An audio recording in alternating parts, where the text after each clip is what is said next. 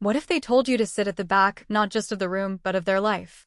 The invitation was ivory, embossed, and elegant, far too formal for a boy who used to run around barefoot in the backyard, pretending the garden hose was a fire truck. But here it was. Alexander Reynolds and Madison Clark request the honor of your presence. The line looked beautiful in print. It just didn't feel beautiful. Maggie Reynolds stared at the card for the fifth time that morning. Her hands, calloused from decades as a night shift nurse, trembled slightly as she ran her thumb along the gold trim. There was no mention of mother of the groom. Not even a hint. Just her name scribbled in pen on the envelope, likely by some assistant who had no idea she had raised that boy on her own. She arrived early on the wedding day, like she always did for everything in Alex's life. The church parking lot was half full, sunlight piercing through the oak trees like quiet applause. Maggie wore a navy dress, modest but carefully chosen, with silver earrings Alex had given her for her 50th birthday. She'd done her own makeup, nothing fancy, just enough to not disappear in photos. Assuming there would be any. Inside, everything looked like a Pinterest board exploded, in a tasteful way. Ivory roses, soft jazz, flickering candles in hurricane vases. Maggie stepped forward toward the usher, a young man with a headset and a clipboard. He smiled professionally. Bride's side or groom's? Maggie hesitated. Groom's. He flipped the clipboard, scanned for her name, then motioned gently. Right this way. He led her not to the front rows where she imagined she might sit, where the mothers usually sit, front and center, but instead down a side aisle, toward the middle back. Third row from the rear. She blinked. I think there's a mistake. I'm the groom's mother. Oh, he said, looking startled. Let me check. He ducked behind the curtain, whispering into the headset, then returned after a moment with a tight smile. We're keeping immediate family closer to the front. The bride's parents requested some space allocation. But don't worry, you've got a great view of the aisle. Great view. Maggie sat down in silence. A wave of warmth rushed to her face, but it wasn't from the sun streaming through the stained glass windows. It was the unmistakable heat of humiliation. A polite exile in a dress she bought 3 months ago, imagining she'd be standing by her son's side. She glanced around. Strangers filled the surrounding seats. Distant relatives of the bride. Friends of the groom's coworkers. No one who would recognize her as the woman who once held Alex's forehead against her chest during fevers, or who learned to sew so she could fix the tear in his high school graduation robe. The ceremony music began. People stood. She stood too, out of habit. And then, there he was. Alex. Her boy. Standing tall in a gray suit with a boutonniere pinned just right. Handsome. Confident. The crowd sighed as Madison walked down the aisle, beaming, bouquet trembling just so. Maggie wanted to cry, but not for the reasons everyone else did. The words blurred. Vows, rings, kisses. Everyone clapped. Maggie clapped too.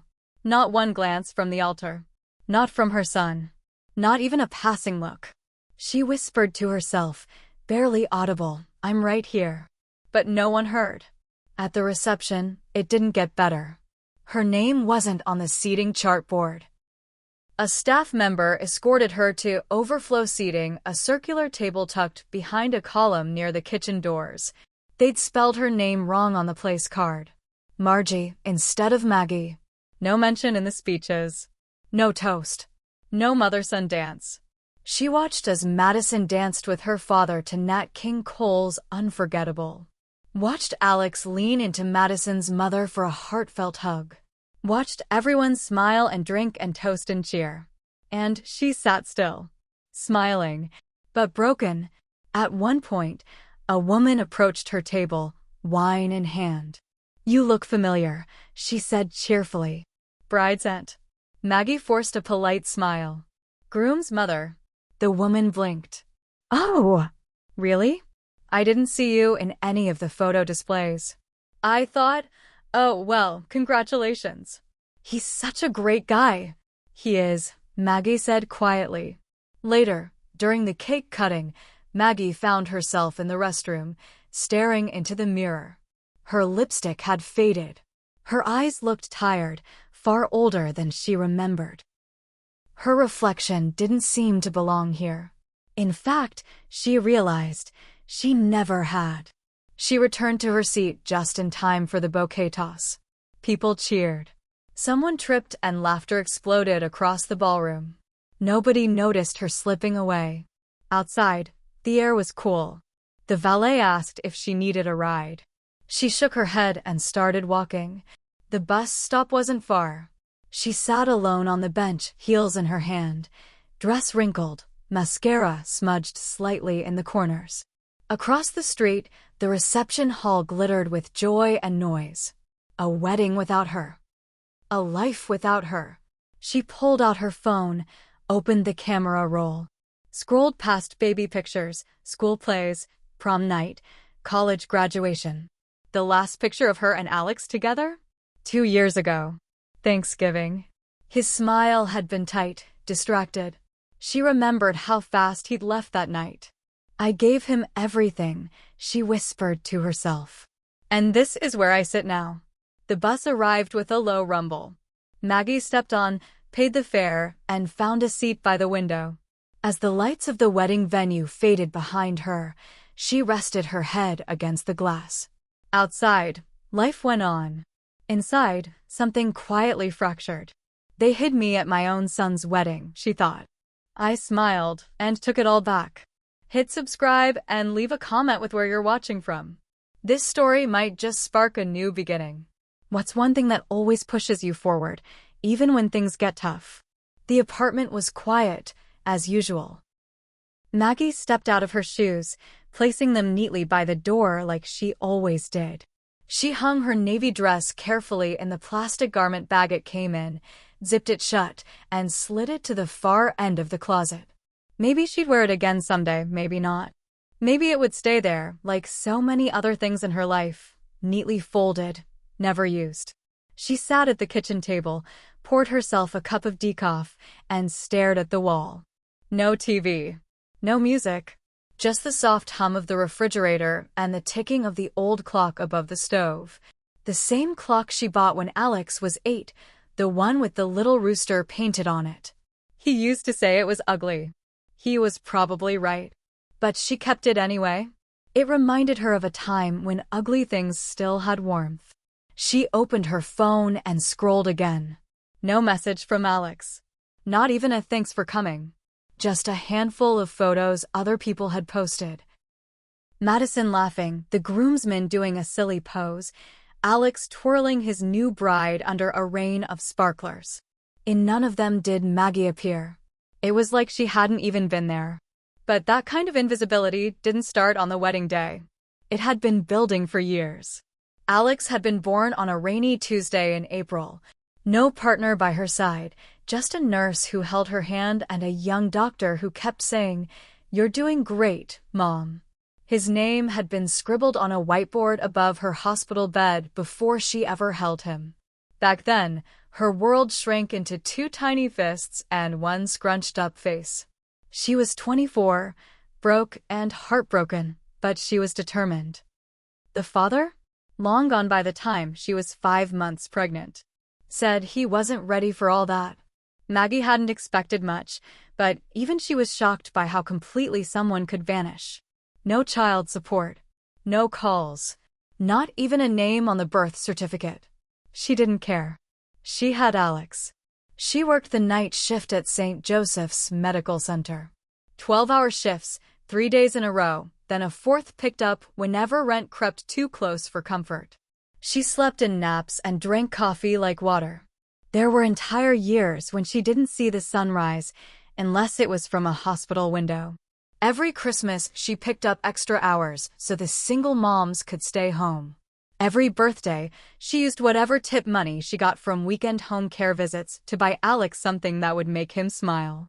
She remembered the time he wanted the Jurassic Park playset, an expensive toy, way out of reach. She sold her old bicycle to make it happen.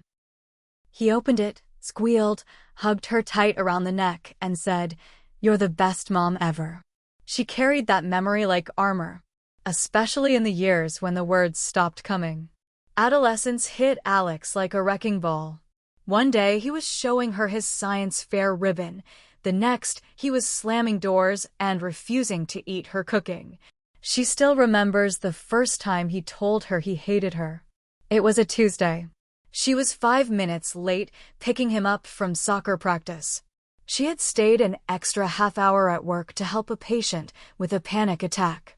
When she pulled up, he got in the car without a word. Then, halfway home, he exploded.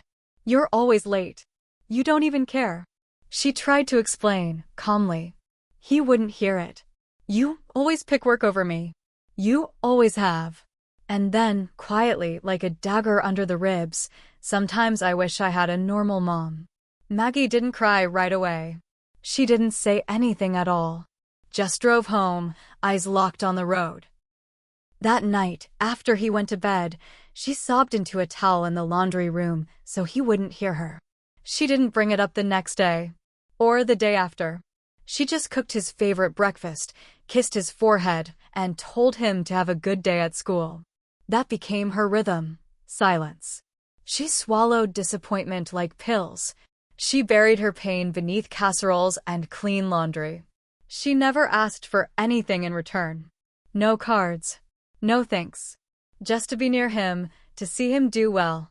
When Alex got into college, a full ride to Northwestern, she nearly collapsed with pride. She worked double shifts that fall to send him extra money so he wouldn't have to pick up a part-time job. He thanked her in a text. "Thanks for the money, Ma. You're a lifesaver." She screenshotted it. Saved it in a folder titled, "Messages That Matter." The last time he came home for Thanksgiving, he brought Madison. They stayed in a hotel. "I just thought it would be more comfortable," he'd said. For who? Still, Maggie tried. She made her famous pumpkin pie, the one Alex always said beat any bakeries. Madison took one bite and said it was interesting. Alex didn't say anything at all. That night, Maggie stood at the sink scrubbing dishes for 20 minutes longer than necessary. The hot water scalded her hands, but she didn't turn it down. Now, back at her kitchen table, Maggie stared at her coffee cup. Empty. Just like her seat at the wedding. Just like the space she used to occupy in her son's life. She pulled out a notepad from the drawer and began to write. Not to Alex. Not yet. Just to herself. I was there. I clapped. I smiled. I looked into my son's eyes, and he looked past me. I did everything right. And still, somehow, I became invisible. She stopped, staring at the words. Then she underlined one of them. Invisible. Maybe silence had been a mistake. Maybe the time had come to speak. The apartment always smelled like garlic and lemon on Thursdays. It was Maggie's tradition. Her night off. Her real dinner night. Not just microwaved leftovers or takeout eaten over the sink, but an actual meal cooked with love, a table set for two, and hope hanging in the air like steam off the pasta. Alex was in middle school then, 12, maybe 13. Tall for his age, already retreating into headphones and hoodie sleeves, but still just a boy underneath all the distance. And Maggie? She was still hanging on to the version of motherhood she had in her head, a place at the table, a moment to connect, 1 hour of being seen and heard. She'd text him at 4:30 sharp. Dinner tonight. Your favorite. Be home by 6. Most of the time, he'd reply. Sometimes he'd even say sure. And most of the time, she'd eat alone. It didn't start as resentment. At first, it was just life. Practice ran late. Homework was piling up. He got invited to study groups. Or maybe he just forgot. Maggie would sit at the small kitchen table, 2 plates, cloth napkins folded like restaurant service, a candle burning low. She'd reheat the chicken, then reheat it again. By 8:15, she'd give up, slide the food into Tupperware, and label it with a post-it note. Yours. Eat it warm. XO, Mom. Some nights she'd hear the microwave beep around 9:30, long after she'd gone to bed. The clink of a fork. a cabinet creak, the hush of his door closing again. That was their version of dinner. She kept trying. Homemade lasagna, crispy pork chops, meatloaf with the ketchup glaze he liked. Even when her back ached from standing all day, even when her eyes stung from lack of sleep, she kept making food for two. The kitchen was where she showed love. Her hands, tired and cracked from years of sanitizer and powdered gloves, still moved with grace over cutting boards and skillets. She learned to cook watching PBS chefs late at night while folding laundry. There was no one else around to notice that she never cooked just for herself. The fridge was a scrapbook of missed dinners. Neatly stacked containers. Labeled, covered, sealed. Waiting. One Friday, Alex came home at 11 p.m. Maggie was still up, just barely on the couch, book in hand, half asleep. The TV was playing reruns of Frasier, but the volume was low. She heard the door click and sat up. "Hey," she said softly. "I thought we were having dinner tonight." Alex kicked off his sneakers, pulled out his phone. "Something came up," he muttered. "I told you I might be late." "No," she said gently. "You said you'd be home." He didn't answer. She stood, walked into the kitchen, pulled the foil off the plate waiting for him. "It's still good," she said, setting it in front of him at the table. Alex dropped into the chair, barely looking at it. Then he said, "Why do you keep doing this?" "I'm not 10 anymore." Maggie froze. "What do you mean?" "These dinners. This whole thing. You work so much, and then you pretend we're some perfect family." Her throat tightened. "I'm just trying to have time with you." "Well, it's weird," he snapped. "You're always tired or stressed. And now you want to pretend like we're some Hallmark movie family." "It's not real, Mom." The words stung. She sat down slowly. Looked at him, really looked at him. His hair was too long. His eyes didn't have the warmth they used to. He looked like someone halfway to becoming a man, and yet, all she could see was the toddler who once held her pinky finger in the grocery store because he hated loud noises. "I know it's not perfect," she said. "I just want you to know I'm here. I always will be." Alex looked away. "Yeah, well, maybe I don't need you to be. Not like this." That was the night Maggie stopped asking for dinners. Still, she didn't stop cooking. She just stopped hoping.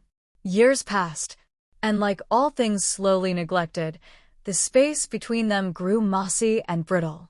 Phone calls got shorter. Texts got more polite. Every once in a while, he'd call her on a Sunday out of obligation. "Hey, Ma. Just checking in. You good?" "I'm good, honey." "You?" "Yeah. Busy. Work's crazy." Sometimes he'd send her a photo of something, his new office, a meal he cooked with Madison, a view from his apartment balcony. She'd reply with a heart emoji and try not to ask why she hadn't been invited to visit. She didn't want to become that kind of mother, the one who guilt her son, who clung to his success like a trophy. She was proud of him. Genuinely. The kind of pride that bubbles up just from seeing his name printed in a firm's letterhead. He'd made it. She'd always said he would. But sometimes, in the quiet hours, when the walls felt thin and the night felt heavy, Maggie would stare at the fridge and wonder if he ever missed her cooking. If he ever missed her at all. 2 weeks after the wedding, Maggie got a message. Not from Alex. From Madison. "Hi, Maggie. Hope you're well. We just got back from the honeymoon. Thank you for coming to the wedding. It meant a lot. Sorry we didn't get a chance to talk much. Everything was kind of chaotic. Alex said you left early. Hope everything was okay?" There was a smiley face at the end. A digital courtesy. Maggie stared at it for a long time. She could reply. She could say it was lovely or no worries. Weddings are hectic. She could pretend the back row seat hadn't shattered something inside her. But instead, she opened her camera roll and stared at an old photo. Alex, maybe 5 years old, standing on a chair to help stir cookie dough. His face was smudged with flour. He was laughing. Maggie was behind him, arms around his little shoulders. He looked like he loved her. She closed the photo. Put the phone down. No reply. Not yet. And in that silence, the same thought echoed. He's building his life. That's what matters. Even if I'm not in the picture anymore. But deep down, something inside her started to stir. The kind of ache that eventually becomes action.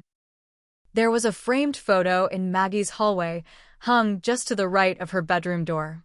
Alex was 7, missing his 2 front teeth, holding up a goldfish in a plastic bag, the prize from the county fair.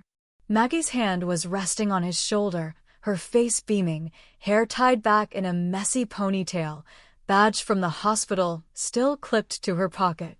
The goldfish died 2 days later, but she'd kept the picture ever since. Alex hadn't looked at that photo in over a decade. Maggie remembered how he used to reach for her hand. Crossing the street, walking into school, after nightmares, when he was sick, even when he just wanted to show her something. There was a time when her hands were the first place he turned, small fingers wrapped tightly around hers, clinging like they were the only thing holding the world together. But that stopped gradually. Not like flipping a switch, more like fading headlights in the fog. One day, he was 10 and too cool for hand-holding. Then he was 13, rolling his eyes when she reached out. Then 17, brushing past her like she was furniture. The hands that once tied his shoes and wiped his tears became invisible. Years later, when he moved to Chicago, Maggie helped him pack. She labeled every box, folded his clothes just right, wrapped dishes in bubble wrap. When he wasn't looking, she slipped a small envelope into one of his kitchen boxes. Inside was a note and a photo of the 2 of them from his kindergarten graduation. You'll always have a place to come home to. Love, Mom. She never asked if he found it. He never mentioned it. A few months after the wedding, Maggie had to renew her driver's license. The DMV line was brutal, 3 hours on her feet, the overhead fluorescent lights buzzing like angry bees. By the time she got to the counter, her back ached and her knees throbbed. Still, she smiled for the camera. They handed her the temporary printout. Emergency contact. Madison Reynolds. Not Alex.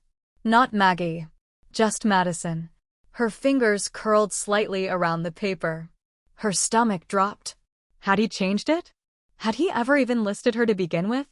She wasn't sure which answer hurt more. That night, she opened an old box in her closet, the one she hadn't touched in years. Inside were scraps of Alex's childhood. Crayon drawings, a shoelace from his first pair of sneakers, a wrinkled card he once made in 2nd grade that said, "You are the best mom and also very good at peanut butter sandwiches." She pulled out a plaster mold of his hand from when he was 4. It was tiny, painted with glitter, chipped on the edge, still warm in her memory. She traced the outline with her finger. A mother's hands remember what the heart won't let go of. One evening, while sorting through laundry, Maggie's phone buzzed. Alex. A rare call, unexpected. She answered quickly, trying to keep her voice light. Hi, honey. He sounded distracted. Hey, Ma. Got a quick question. Do you still have the Social Security card I gave you a while back? I need it for some paperwork. Maggie paused. I do. I kept it safe. I'll drop it in the mail tomorrow. Thanks. Appreciate it. There was a beat of silence. Hey, she added, gently, how's married life treating you? Alex gave a non-committal laugh. It's good. Busy. Madison's working late a lot, but we're settling in. That's good. I've been thinking about you. After the wedding and all. Another pause.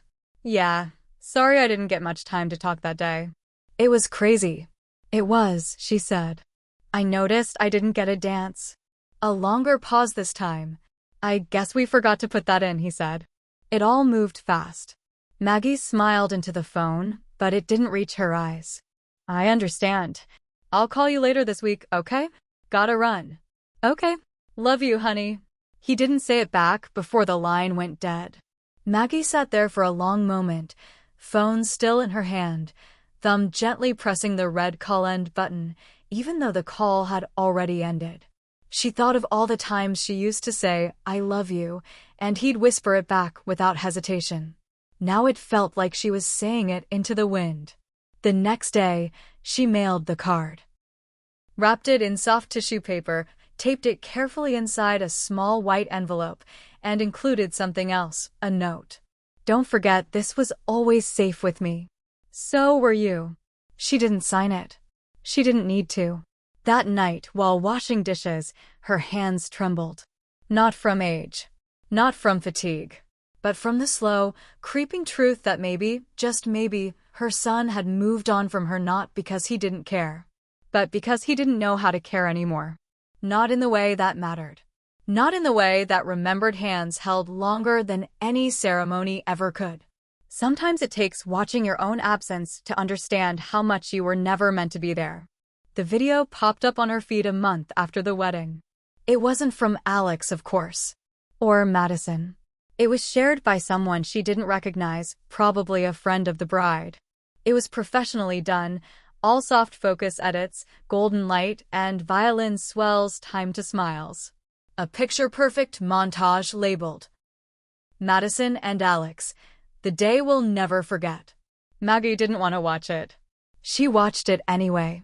It began with drone footage of the venue, the sprawling vineyard estate with the sun dipping low over the hills. People laughing over champagne flutes. Bridesmaids in powder blue adjusting their curls in a full-length mirror. Then Alex appeared. In a tuxedo that fit him like a glove, hair freshly cut, grinning as one of his groomsmen adjusted his boutonniere. He looked nervous. Excited. Happy. Maggie paused the video. Zoomed in. Tried to find a trace of her little boy. He was there. Barely. Hidden in the jawline.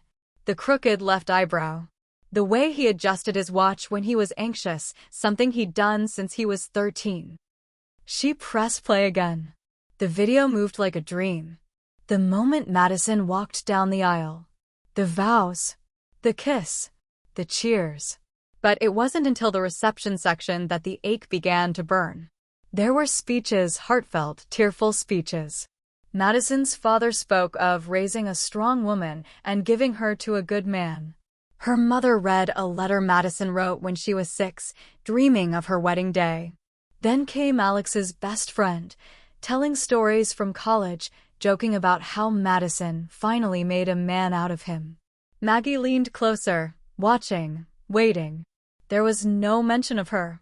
No toast. No photo. No moment. Then the camera panned to the mother-son dance. Only it wasn't with her. It was Madison and her mother again. Then, a surprise segment, Alex danced with Madison's godmother. The crowd cheered. Laughed.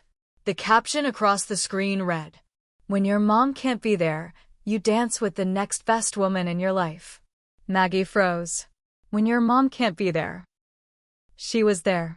She was sitting behind the column near the kitchen door, in a navy dress she picked out just for that day. They just didn't want to see her. She replayed the segment. The same words flashed again.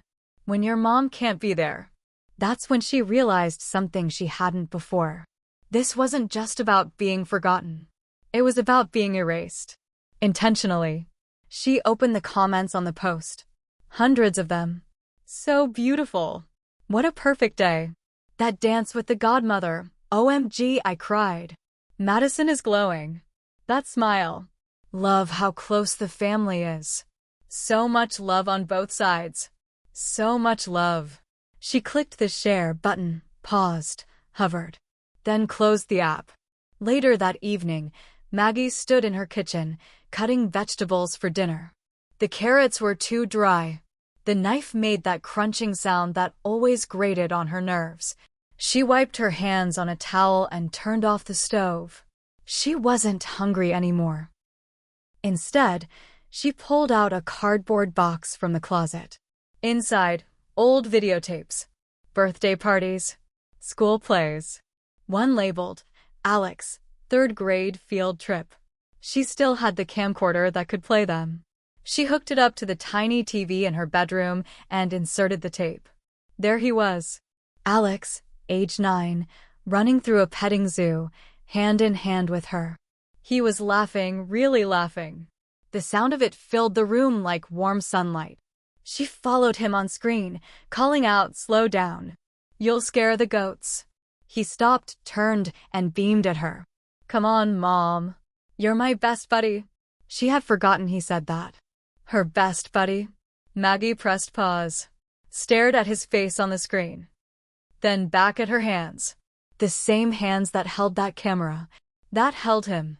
The same hands no one noticed now. The next morning, she got a call from her neighbor, Clara. "Hey Maggie," she said, voice light. "You free this weekend? We're doing another community dinner. You should come."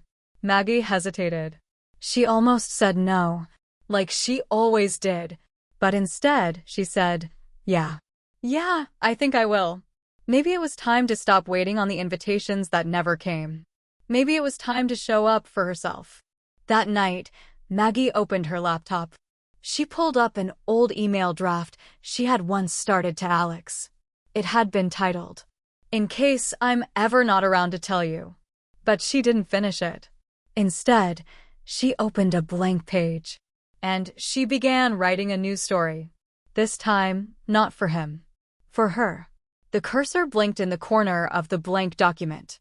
A single, impatient heartbeat. Maggie stared at it, unmoving. Her tea had gone cold beside her.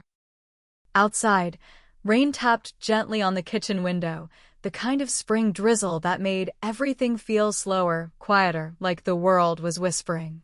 She pulled the laptop closer, cracked her knuckles, and started typing. "Dear Alex, I'm not sure what made me open this page tonight. Maybe it's the weather.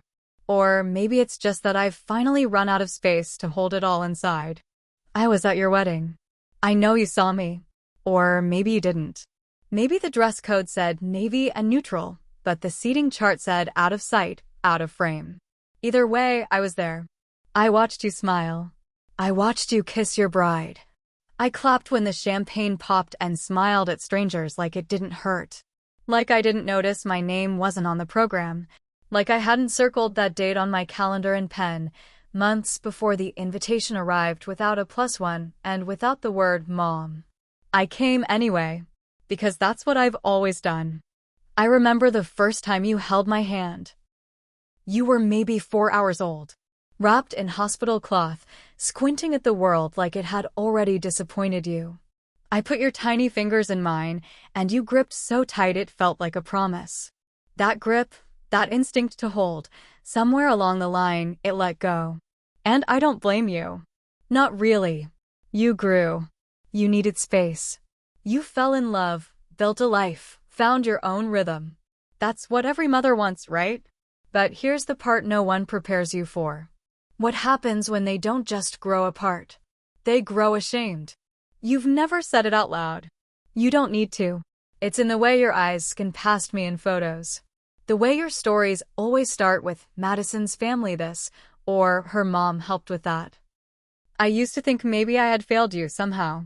Maybe if I'd made more PDA meetings, baked more cookies, decorated the house on Halloween. Maybe if I hadn't worked so many night shifts or showed up at games in scrubs and exhaustion. But then I remember the way you used to fall asleep in the back seat after I picked you up from soccer. How I'd carry you in, one shoe off, your backpack slipping off your shoulder. I was tired, but I was there. And I always thought that counted for something. The hardest thing about being your mother hasn't been the late nights or the sacrifice. It hasn't been missing birthdays or watching your voicemail fill up. The hardest part has been disappearing from your life, while you still walk around in mine every day. You're in every drawer, every memory, every "how's your son doing" from a neighbor I don't know how to answer anymore. I don't say this to make you feel bad. I say it because I don't want to pretend anymore. I won't pretend that what happened at your wedding didn't break something inside me. Not because I wasn't the center of attention, God knows I've never cared about that. But because I wasn't seen. And I think you knew it. Maybe this letter is just for me. Maybe I'll print it, fold it, and put it in the box with the baby shoes and the handprint art and the macaroni frame that used to sit on my desk at work. Or maybe I'll send it. Maybe one day you'll be older, old enough to understand what it means to feel small at your own child's biggest moment. Maybe you'll be a parent by then. Maybe you'll sit in a chair you didn't expect to sit in, and you'll wonder why your heart feels so hollow. And maybe you'll think of me. I still love you. That's the part that never changes. I will always clap for you, even from behind the pillar. I will always leave the porch light on, even if you don't knock. I will always be your mother, even if the world calls someone else that in public. But I won't be invisible anymore. Not to myself. Love. Mom. Maggie read the letter 3 times. Each time, her breath caught in a different paragraph. She didn't cry. She had already done enough of that. Instead, she printed it, folded it, slid it into an envelope and wrote Alex on the front in blue ink. Then she placed it in the top drawer of her dresser, next to a rosary, a button from Alex's first jacket, and a flash drive labeled Home Videos. It wasn't time to send it. Not yet. But it was time to say it. You spend years being needed, and then one day, suddenly, you're not. And you don't realize how much of yourself was built around that need until it's gone. The folding chairs creaked under mismatched coats. Plastic plates clinked against paper napkins. The community center smelled like pot roast and overboiled potatoes, but it was warm and people were laughing. That was enough. Maggie sat near the end of the buffet table, nursing a cup of lukewarm cider and trying not to shrink into her scarf. Clara had insisted she come. I'm not taking no for an answer, she said, thrusting a casserole dish into Maggie's hands. You made this. You're coming. Maggie had made her old spinach artichoke bake, the one Alex used to call green mac and cheese for grown-ups. It had been years since she'd cooked it for anyone but herself. Still, here she was, among strangers, at a potluck, without a title, not a nurse, not a mother, not a wife, just Maggie. Clara, in her usual whirlwind fashion, introduced her to everyone within arm's reach. This is Maggie. She's got a green thumb and a better recipe for cornbread than your grandmother. Maggie blushed. That's generous. Clara winked. What's the point of getting older if we don't become legendary for at least one dish? They laughed. It was strange being seen like that. Not as someone's mom, not as someone's background, but as someone whole, even if only for a moment. Later, as dessert made the rounds, Maggie and Clara found themselves alone at the coffee station.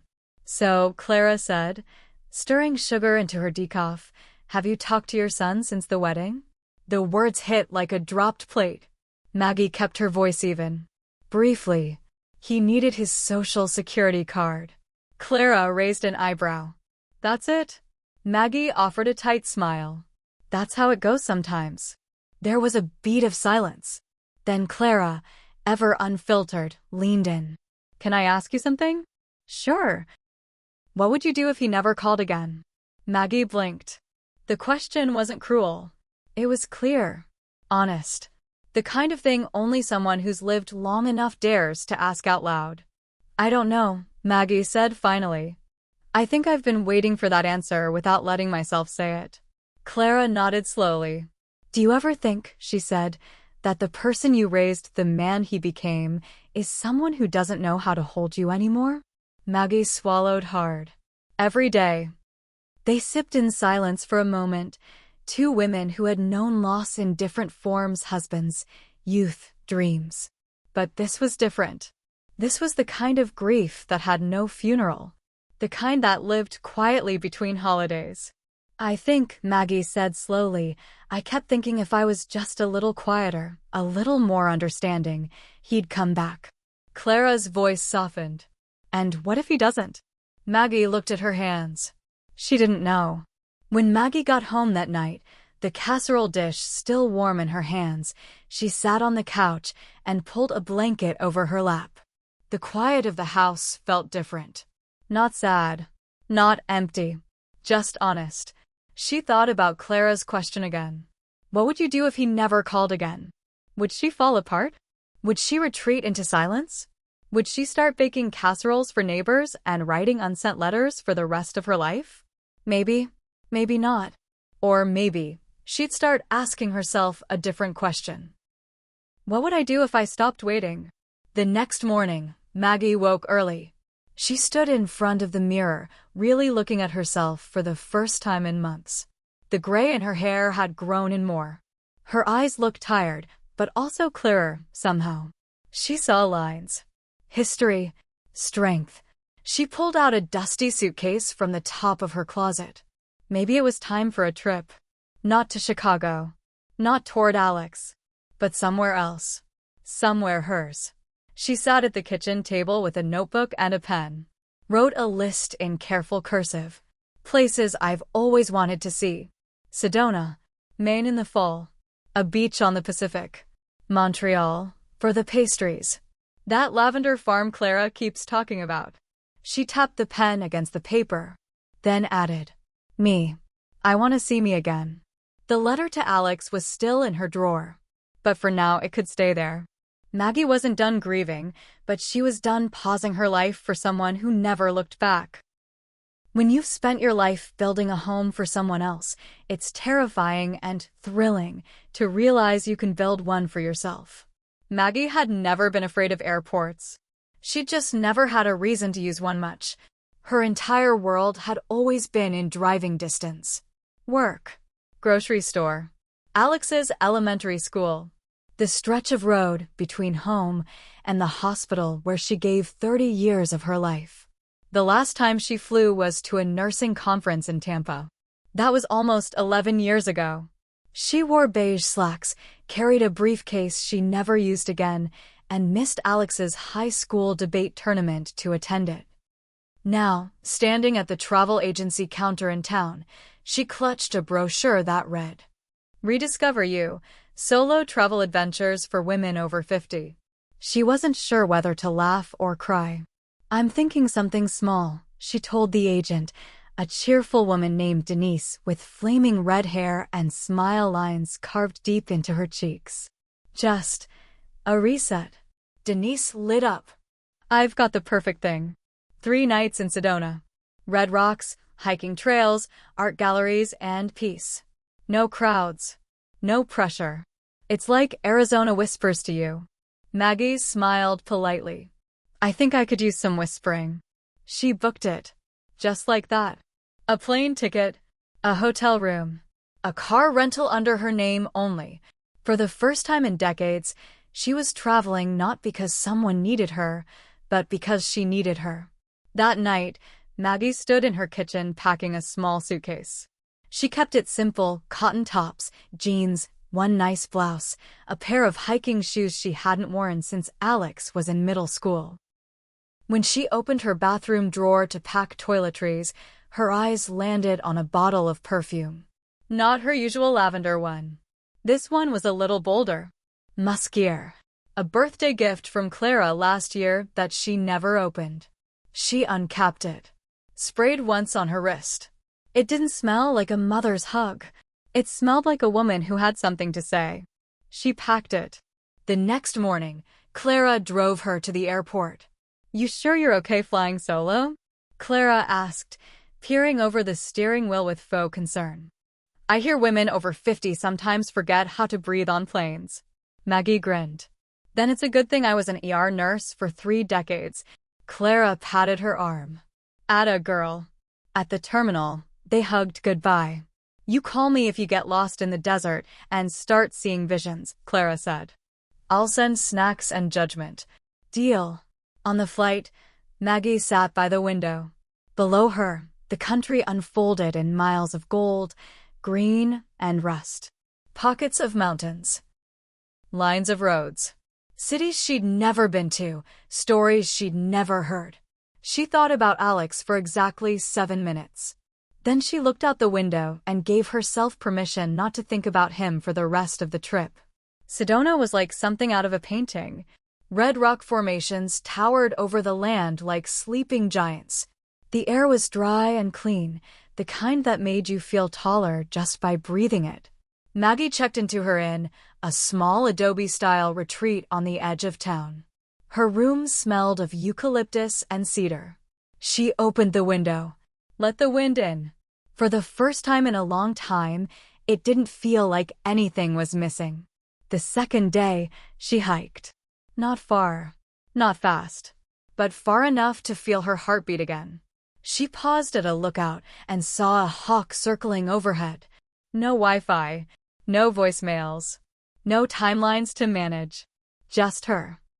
Her and the sound of her own footsteps. That night, she had dinner on the patio of a little cafe strung with fairy lights. The waiter brought her a glass of wine, and she toasted herself. To surviving. To unpausing. To being more than someone's forgotten guest. She almost didn't check her phone that night. But curiosity won. A new email. From Alex Reynolds. Subject: just checking in. Hey Mom. Just realized I haven't called you in a while. Things have been nuts here. Work's busy. Madison's talking about applying to grad school. Just thought I'd say hi. Hope you're doing okay. Maybe we can talk soon. Love. Alex. Maggie stared at it. No apology. No real warmth. Just crumbs. But instead of sadness, something else came over her. Clarity. She didn't owe him her pain anymore. Or her silence. Or her life wrapped around the echo of his absence. She closed the email. Didn't reply. Not yet. Instead, she sat on her bed, opened her travel journal, and wrote, I'm 59 years old. I've been a nurse, a wife, a mother, a neighbor. But today, I was a woman on a trail who smiled at the wind. I think I'll be her again tomorrow. The taxi pulled up just after dusk.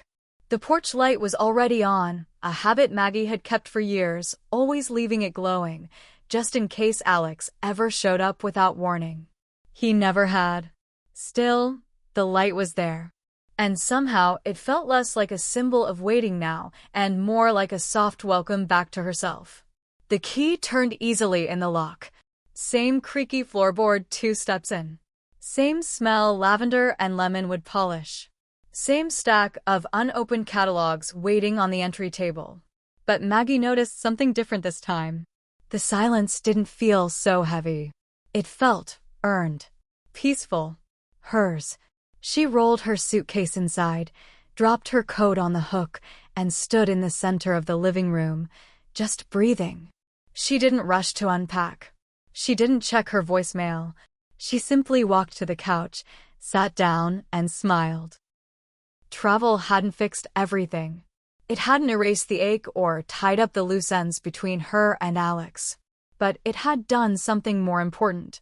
It reminded her that life was still happening, even when he wasn't looking.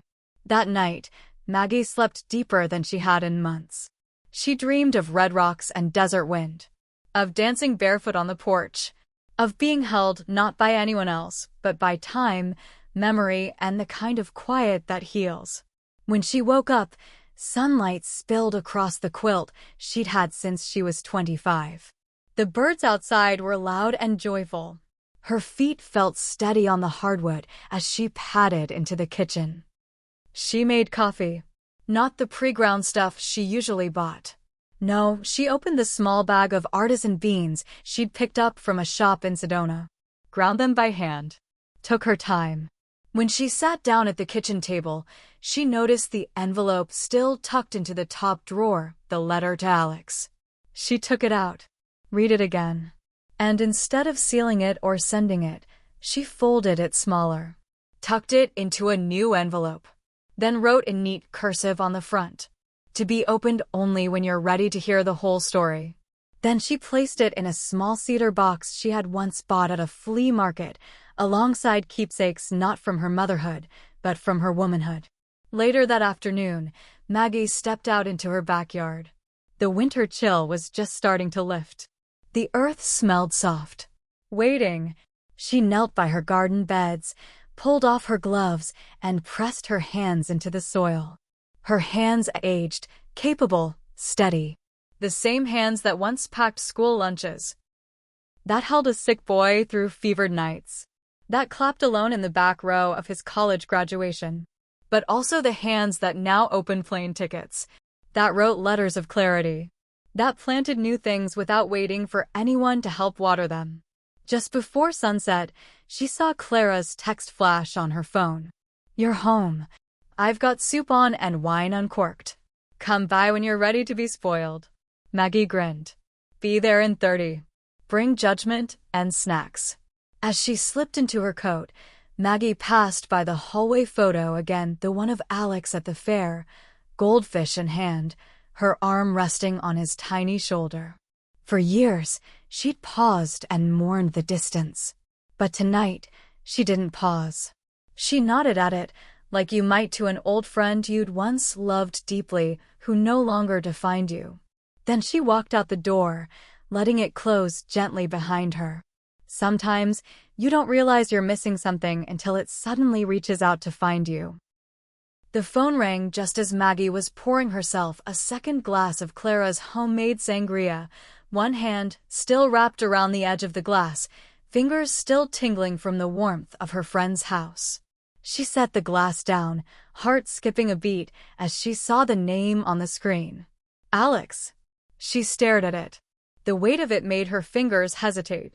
It had been weeks since that email, a few short, awkward sentences without much substance. But now, the call felt different. No more canned messages. No more brief exchanges. This was a real attempt, wasn't it? She lifted the phone to her ear, her pulse loud in her ears. "Hello, Maggie." Alex's voice came through, rough and unsure, the way it used to sound when he was younger, calling from his bedroom after a school dance. It's Alex. I know it's been a while. I thought I'd call." Maggie closed her eyes, a tight knot forming in her stomach. She let the silence stretch between them for a moment, letting her words settle in her chest before she spoke. "Hi, Alex. It's been longer than a while." "Yeah. I'm sorry. I guess I've been avoiding you, and I didn't want to do that forever." Maggie leaned back in her chair, taking in a deep breath, her fingers absently tracing the rim of her glass. The house felt so quiet, as if it, too, was listening. She wanted to be angry. She wanted to be cold. But instead, the words slipped out in a tone softer than she had intended. "I've been avoiding you too. In my own way." Alex let out a breath, like he hadn't realized how long that weight had hung between them. I know. And I don't know how to fix it, Mom." For a long moment, Maggie said nothing. It wasn't the first time he had said something that sounded like a confession. But there was something in his voice this time, something that made her hesitate to put the phone down and walk away. She hadn't been ready to hear this, but maybe that was the point. Sometimes, when the dust settled, you could hear everything clearly. "I didn't expect you to fix it, Alex. I think we both have things we need to learn how to live with." Maggie's voice came out more quietly than she intended, rawer than she meant. "But I'm not going to keep waiting for you to come back and be whoever you were when you left. I've learned how to be okay on my own." There was a pause on the other end, a silence, like the world had shifted in ways neither of them expected. "I don't want to lose you," Alex said, his voice small. "I guess I just don't know how to be close to you anymore. Or how to make up for all the time that's passed." Maggie's heart ached with a tenderness she wasn't prepared for. She leaned forward, elbows on the table, her voice quieter now. "I don't know either, Alex. But maybe that's okay. Maybe we just start where we are. Maybe we don't try to fix everything in one conversation." Another long silence passed before Alex's voice cracked through the quiet. "Can we try? I want to try. I know I messed up."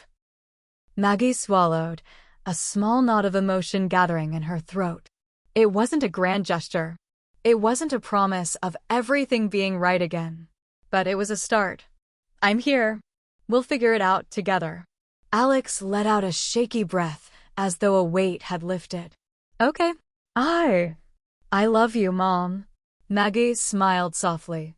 It was the first time in a long time that the words didn't feel like a whisper. They felt real, measured, something true, even in the spaces between the silence. "I love you too, Alex." The conversation ended quietly after that. No big promises. No grand apologies. But it wasn't empty. It was enough for now. Maggie sat there for a moment, holding the phone in her hand, her heart light but guarded. She didn't feel the need to rush. There was time. And for the first time in a long time, it felt like that was all she needed. She poured herself the rest of her sangria and stepped out onto the porch, the cold air crisp against her face. She looked out over the quiet street, the faint sound of traffic in the distance. The moon hung low in the sky, bright and full, just like the possibilities she now saw ahead of her. The weight of years of longing didn't disappear in an instant. But there was something there now, a kind of quiet acceptance, not of the loss, not of the past, but of the space between, where things could start again, just as they were. Maggie reached for her phone again, a new thought sparking in her mind. She typed a message to Clara. "Thanks for letting me start over. I think I'm ready for the next chapter. For real this time." She smiled at the screen before hitting send. Hit subscribe and leave a comment with where you're watching from. This story might just spark a new beginning. What's one thing that always pushes you forward, even when things get tough? Some stories are meant to be written, not spoken, but that doesn't mean they're not heard. Maggie sat at the kitchen table, the sunlight spilling across the oak wood. The faint scent of Clara's sangria still lingered in the air, like the remnants of a night full of soft conversations and rekindled moments. Yet, there was one thing left unfinished, one piece of herself that still wasn't ready to let go of the past. The letter to Alex. For months now, it had been tucked away in her desk drawer, folded neatly in an envelope with her son's name on it. She had written it in a rush, raw, unpolished, and full of everything she never said out loud. It wasn't a letter of forgiveness. It wasn't a letter of blame either. It was the truth she had carried inside her for years and never had the courage to put into words. She reached for the drawer and pulled it out. The envelope was slightly crinkled from time, but the paper inside was crisp, untouched. Her handwriting stared back at her. Familiar and strange all at once, as though it belonged to someone else. She hadn't intended to keep it. She'd meant to send it, to deliver it with finality. But the more she thought about it, the more she realized she didn't need to say everything in one breath. She didn't need to scream it out loud. The letter would remain where it was, a monument to everything she had been holding on to, but couldn't let go of. Until now. With a deep breath, Maggie tore the envelope open. She read through the letter, her mind tracing over every word, every pause, every emotion she had hidden for so long. Dear Alex, I don't know where to begin. I think that's part of the problem. When I was younger, I always believed there was a right way to handle everything, a way to make sense of the chaos. But I've come to understand there's no right way. There's just the way things are, and how you decide to live with them. I don't know if you can understand that yet. Maybe you will someday, and maybe you won't. But I need you to know that I've tried my best. Maggie paused, reading it again. It was honest, raw, and honest again. But her hands trembled as she read through the lines, felt the weight of what she had written all those years ago. Maybe it wasn't time for this letter anymore. Maybe Alex wasn't the one who needed to read it. Her eyes skipped over the next paragraph. I spent so many years making excuses for you, protecting you from things you didn't deserve. But at the end of it all, I forgot to protect myself.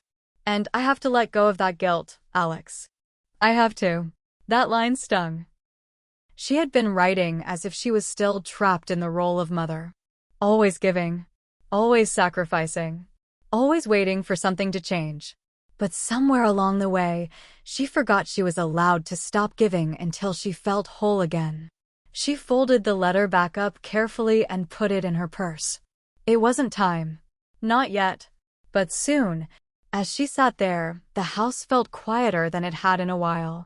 The soft hum of the refrigerator, the faint rattle of wind against the windows, it was peaceful, but also a reminder of what she had put on hold for far too long. The next morning, Maggie woke early. The sun had just started to creep through the blinds, casting long shadows across the floor. She didn't feel the rush she often did. She didn't have a checklist of things to do or places to go. For the first time, she simply was. Her phone buzzed on the kitchen counter, the soft vibration cutting through the stillness. It was a text from Clara. "Let's take a walk today. Maybe get some lunch afterward? I've got a few hours free." Maggie smiled as she typed back. "Sounds perfect. I need some air." Clara arrived a little after noon, her car pulling into the driveway. As Maggie slipped on her jacket, she caught a glimpse of herself in the hallway mirror. Her reflection didn't surprise her anymore, but it was different. Softer, somehow. More at ease in her own skin. Clara greeted her with a wide smile, and they headed out into the crisp air.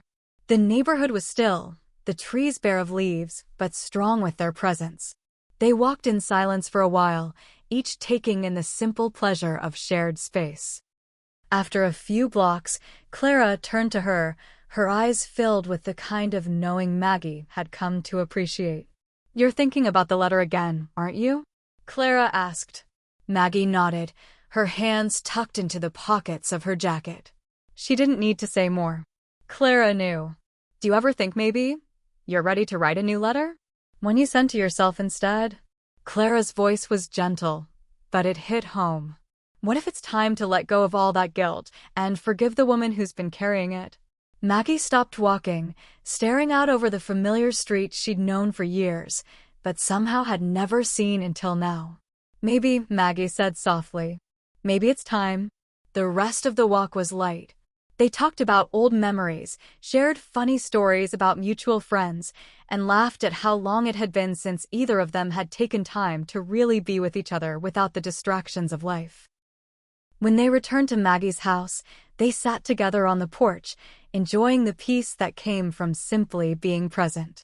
Maggie realized something then, something she hadn't let herself admit in a long time. She didn't need the letter to make peace.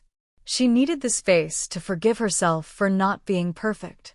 And maybe, just maybe, the hardest part of this whole journey was finally being able to say, "I've done the best I could. And that's enough." Some moments arrive quietly, like a whisper in the dark. And when they leave, they change everything. The dinner invitation was unexpected. Maggie had been planning to have a quiet evening, maybe order some takeout, catch up on a few old novels, and wind down the way she had over the past few weeks. But when Clara called, she couldn't quite find a way to turn it down. "I thought we could do something a little different tonight," Clara had said, her voice light but hinting at something Maggie couldn't quite place. "I've invited Alex for dinner. I think it's time we all sat down and talked." Maggie had gone quiet. She wasn't sure what had taken her by surprise, the fact that Clara had invited her son or that Clara had done it without consulting her. But before Maggie could gather her thoughts, Clara's next words stopped her. "He's been trying, Maggie. He really has. He wants to be a part of your life again. And I think he's ready to face the mess, not just fix it." It was too soon. It had to be. After the call they'd shared a week ago, Maggie didn't know if she was ready to have a full conversation, let alone one over dinner. But there was a softness in Clara's voice, a kind of quiet encouragement. And as much as Maggie wanted to decline, she felt something stir inside her. Maybe it was time to stop running from the past. Maybe it was time to confront it, all of it. "Okay," Maggie had said, her voice steady but betraying a hint of vulnerability. "Okay, I'll be there." That evening, Maggie drove over to Clara's house, her hands on the wheel, fingers tapping in nervous rhythm. The streets seemed unfamiliar despite how many times she'd driven them. Maybe it was the anticipation, or maybe it was because, in a way, she was driving toward a moment that could unravel everything. When she pulled up to Clara's, Alex's car was already in the driveway. She could see the faint light spilling out from the window, casting shadows on the ground, the house glowing like it was waiting for something to change. Her heart gave a strange thud. She didn't know what to expect, what words would fill the room, or if she would even know how to respond when the inevitable questions came. The words she'd never said would finally have to be said. Clara greeted her with a glass of wine in hand, her usual warmth radiating from her.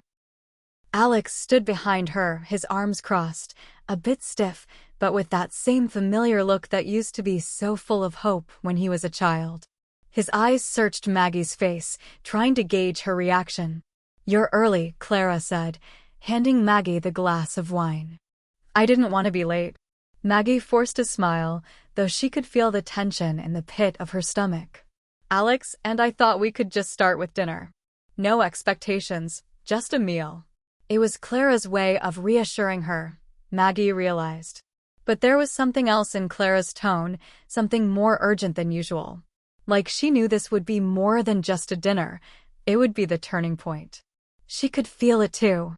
The dinner table was set simply but elegantly, a small symbol of Clara's ever-present knack for making ordinary moments feel special. The plates were warm, the salad crisp, and the roasted chicken filled the room with a comforting smell. But none of it could distract Maggie from the fact that Alex was sitting across from her, his gaze quietly fixed on her, but never quite meeting her eyes. They ate in an odd silence. The clinking of silverware on plates was the loudest sound in the room.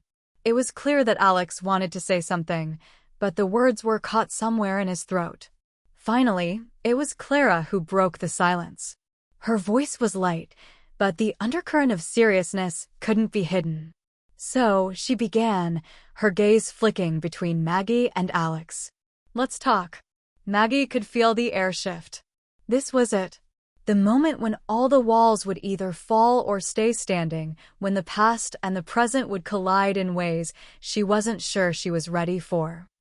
Alex cleared his throat and set his fork down, his hands restless on the table. His voice cracked a little when he spoke. "Mom, I know I've messed up. A lot." He exhaled slowly, as though preparing to say something even harder. "But I don't want to keep pretending that we're not both still hurting from everything. I want us to be real again, even if it's uncomfortable." Maggie's breath caught. He had just said what she'd been afraid to admit to herself. There had always been a wall between them, built from years of unspoken words and misunderstandings. She had put it there to protect herself, but now she realized he had too. "I don't know how to do that, Alex," Maggie said, her voice quieter than she expected. "I don't know how to forgive the years I lost, the things I didn't know about you. And I don't know how to make sense of all the things I held onto for too long." Alex's eyes softened, and for the first time, Maggie saw the vulnerability in him that had been buried for so long. He wasn't just a son trying to make things right. He was a man who had lived with regret for too long. "I don't expect you to forgive me right away. But I want you to know that I'm trying. I'm trying to be someone worthy of your forgiveness, even if it takes time." There was the truth she had been waiting for. Not an apology for every mistake he had made, but an acknowledgement of the space between them and a desire to fill it, not in one grand gesture, but slowly, piece by piece. Clara watched the exchange quietly, knowing this was what Maggie needed to hear, even if it was hard. The silence that followed was heavier than any of the words exchanged, but it wasn't the kind of silence that comes from resentment. It was the kind that comes from understanding. Maggie reached for her wine, taking a sip to steady her nerves. Then, slowly, she turned to Alex. "I'm not asking for perfection," Maggie said softly. "I'm asking for honesty. I need to know that you're still the person I believed you could be, when you were little, when you were mine." Alex nodded. His eyes never left hers. I am, Mom. And I'll keep trying." The dinner ended without fanfare, but with something far more important: understanding. It wasn't a resolution, not yet. But it was a start. As Maggie left Clara's house, she looked at Alex one last time, his face no longer filled with uncertainty. He had something now. A path forward, however uncertain. She wasn't sure what came next, but for the first time in a long time, she was willing to find out. Sometimes, the hardest part isn't opening the door. It's walking through it, unsure of what waits on the other side. Maggie woke the next morning with a strange sense of quiet. The weight in her chest wasn't as heavy as it had been before. The events of the previous evening still swirled in her mind. Alex's apology, her own words, Clara's quiet support, but they didn't feel like burdens anymore.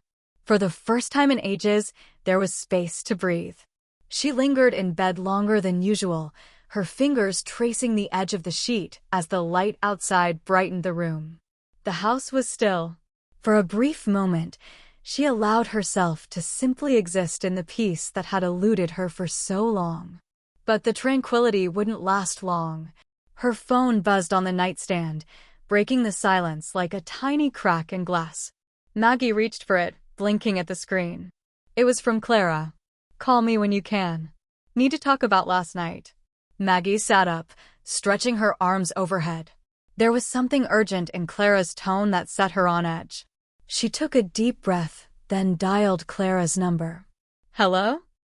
Clara's voice was clipped, but still warm. "What happened?" Maggie asked, trying to keep her voice steady. "You said you needed to talk about last night." "I do. But not about what you think," Clara replied. "I just left the grocery store. And I bumped into someone who has some things to say about Alex. And about you." Maggie's stomach dropped. "Who?" Clara hesitated before responding, her voice dropping. "It's someone from the past. Someone I thought was long gone." The words hit Maggie like a cold wave. From the past. It could mean so many things, so many people. "I don't want to alarm you," Clara continued, her tone firm but caring. "But I think you need to know. You may want to prepare yourself." Maggie couldn't shake the growing sense of unease as she hung up the phone. Her mind raced. Who could Clara be talking about? The past had a way of staying buried, but it had a way of resurfacing too. And when it did, it didn't always come quietly. She grabbed a sweater and made her way to Clara's house. It felt like walking into an unknown, like stepping into a room where all the furniture had been rearranged without her consent. She wasn't sure what she was about to walk into, but she knew she couldn't ignore it. When Maggie arrived, Clara was sitting at the kitchen table, a steaming cup of tea in her hands. She looked at Maggie with a mixture of concern and resolve. "Who is it, Clara?" Maggie asked, taking a seat across from her. Her fingers trembled slightly as she adjusted her sweater, the anticipation gnawing at her. Clara didn't answer right away.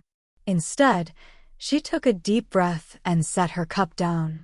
Then, as though gathering courage for something she hadn't expected, she spoke. "It's Amanda." Maggie's heart skipped a beat. Amanda. The name hit her like a sharp stab in the chest. She hadn't heard that name in years. The woman who had been Alex's first love, the one who had never quite left the edges of their family's history, even when Maggie had tried to erase her. Amanda was someone from Maggie's past too, someone whose shadow had loomed over Alex's life in ways Maggie had never fully understood. Someone Maggie had always tried to forget. "What did she say?" Maggie's voice came out hoarse, though she didn't want it to. Clara seemed to weigh her next words carefully. She didn't say much. But she seemed different. More open, more regretful. "She said she wanted to talk to you. About everything." Maggie felt the room close and around her. She didn't know if she was ready to face Amanda, or if Amanda was ready to face her. Their relationship had been full of complications, misunderstandings, and lingering feelings that had never truly been resolved. Amanda had always been a wild card in Alex's life, someone Maggie had never quite trusted. But now she was here, knocking at Maggie's door. "Why now?" Maggie asked. "Why after all these years?" Clara shrugged. Maybe she's been holding on to something too. Maybe she wants to make amends, or maybe she just wants to see Alex again.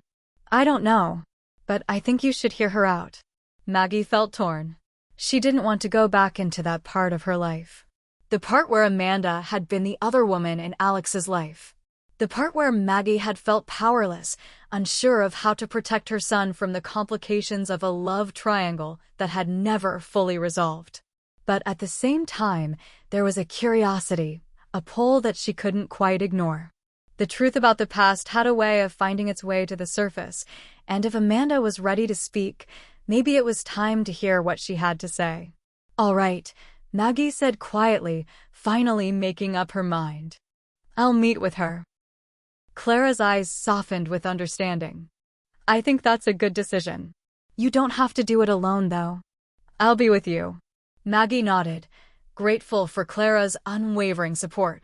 She knew this wasn't going to be easy. She wasn't sure how much she was ready to hear. But one thing was certain. The door to the past had opened, and she couldn't leave it closed forever. That afternoon, Maggie found herself standing in front of a small, familiar cafe. The one where she and Alex had used to meet when he was younger, before the world had become too complicated for them to connect. Amanda was already there, sitting at a corner table with a cup of coffee in front of her. She looked different. Older, softer. There was a quiet energy about her that Maggie hadn't expected. And when their eyes met, it was as though the years melted away, leaving behind something more raw and vulnerable. Maggie took a seat across from Amanda, the silence between them thick with the weight of everything unsaid. "Hello, Maggie," Amanda said, her voice steady, but her eyes uncertain. "It's been a long time." Maggie took a deep breath, letting the words settle before she spoke. "Yes, it has. And I'm not sure where to start." Amanda smiled, but it was tinged with sadness. "I don't expect you to forgive me, or even to understand me. But I've spent so many years carrying the guilt of what happened between us. I think it's time to let it go." Maggie swallowed hard. The door was open. What lay on the other side was still a mystery, but it was a mystery she was finally ready to face. The past doesn't stay buried forever. It rises slowly, like a tide you never saw coming. The cafe was quiet, the hum of conversation in the background a distant murmur as Maggie and Amanda sat face to face. The gap between them felt like a canyon, but it wasn't as wide as it had been years ago. Now it was just silence. The kind that hung between people who were too afraid to speak or too unsure of what words to choose. Amanda stirred her coffee absent-mindedly, the motion slow, deliberate. Maggie could see the way Amanda's hands trembled slightly, as though she were holding herself together with effort. It wasn't the Amanda Maggie had known all those years ago, sharp, confident, and always with a plan. This Amanda was different, broken in ways Maggie hadn't expected. "Thank you for meeting me," Amanda finally said, her voice soft but steady. She raised her eyes to meet Maggie's, the weight of years of regret reflected in them. "I didn't know if you'd agree to this." Maggie didn't respond immediately. She was still processing the fact that they were sitting here at all, that Amanda was sitting across from her, looking as vulnerable as anyone could. For so many years, Amanda had been a symbol of everything Maggie had wanted to forget. The woman who had been in Alex's life before Maggie had even known what was happening. The woman who, in Maggie's eyes, had been the reason for so much heartbreak and confusion. And yet now here they were, two women, years later, sitting in front of each other, and Maggie wasn't sure what to make of it. "You said you've been carrying guilt," Maggie said, finally breaking the silence. "What do you mean?" Amanda took a deep breath and set her coffee cup down, her eyes flickering toward the window, as if searching for the right words. She seemed hesitant, as if she didn't know where to start either. "I wasn't the person you thought I was, Maggie," Amanda began. "I didn't come into your life with any intention to hurt you or your family. I was just lost. Just like Alex." Maggie felt a sharp pang in her chest. The words hit too close to home, echoing everything she had felt, too. She had always thought Amanda was the one who had caused Alex pain. But maybe there was more to the story. "I was young," Amanda continued, her voice cracking a little. "Alex was the first person who ever made me feel understood. And when we were together, I thought we could run away from everything that wasn't working in our lives. But I didn't realize that by doing that, I was pulling him into my mess. I wasn't the one he needed." Maggie felt something shift in her chest. A small part of her, The part that had always held a certain amount of animosity toward Amanda felt the tiniest crack of understanding. Amanda hadn't just been a disruptive force in Alex's life. She had been lost, too. She had been looking for something in Alex that neither of them had been able to give her. Maggie's voice softened. What do you mean by that? How did you hurt him? Amanda's gaze dropped to the table, and her hands, which had been trembling, now clenched into fists. I left him. I walked away without saying goodbye, without giving him any explanation. And it shattered him, Maggie. I knew I was doing it, but I couldn't stop myself. The words landed heavily in the space between them. Maggie's heart ached for Alex, for the boy who had always been so full of hope and love, only to have it ripped from him in a way he never could have predicted. But why? Maggie asked quietly. Why did you leave? I never understood it. Amanda's eyes filled with tears, and for the first time, Maggie saw her as something other than a threat. She saw her as a person, a broken person who had made choices she couldn't take back. I was afraid, Amanda admitted, her voice trembling. I was afraid of the commitment, of being the person Alex needed me to be. And in the end, I was too selfish. I didn't think about how it would affect him, how it would affect you. Maggie's throat tightened. It was one thing to know the facts, to know that Amanda had walked away. But hearing her say it out loud, hearing the regret in her voice, it hurt in a way Maggie hadn't anticipated. So, what now? Maggie asked. What do you want from me? Amanda reached for her coffee again, her hands trembling as she took a sip. I don't expect you to forgive me, Maggie.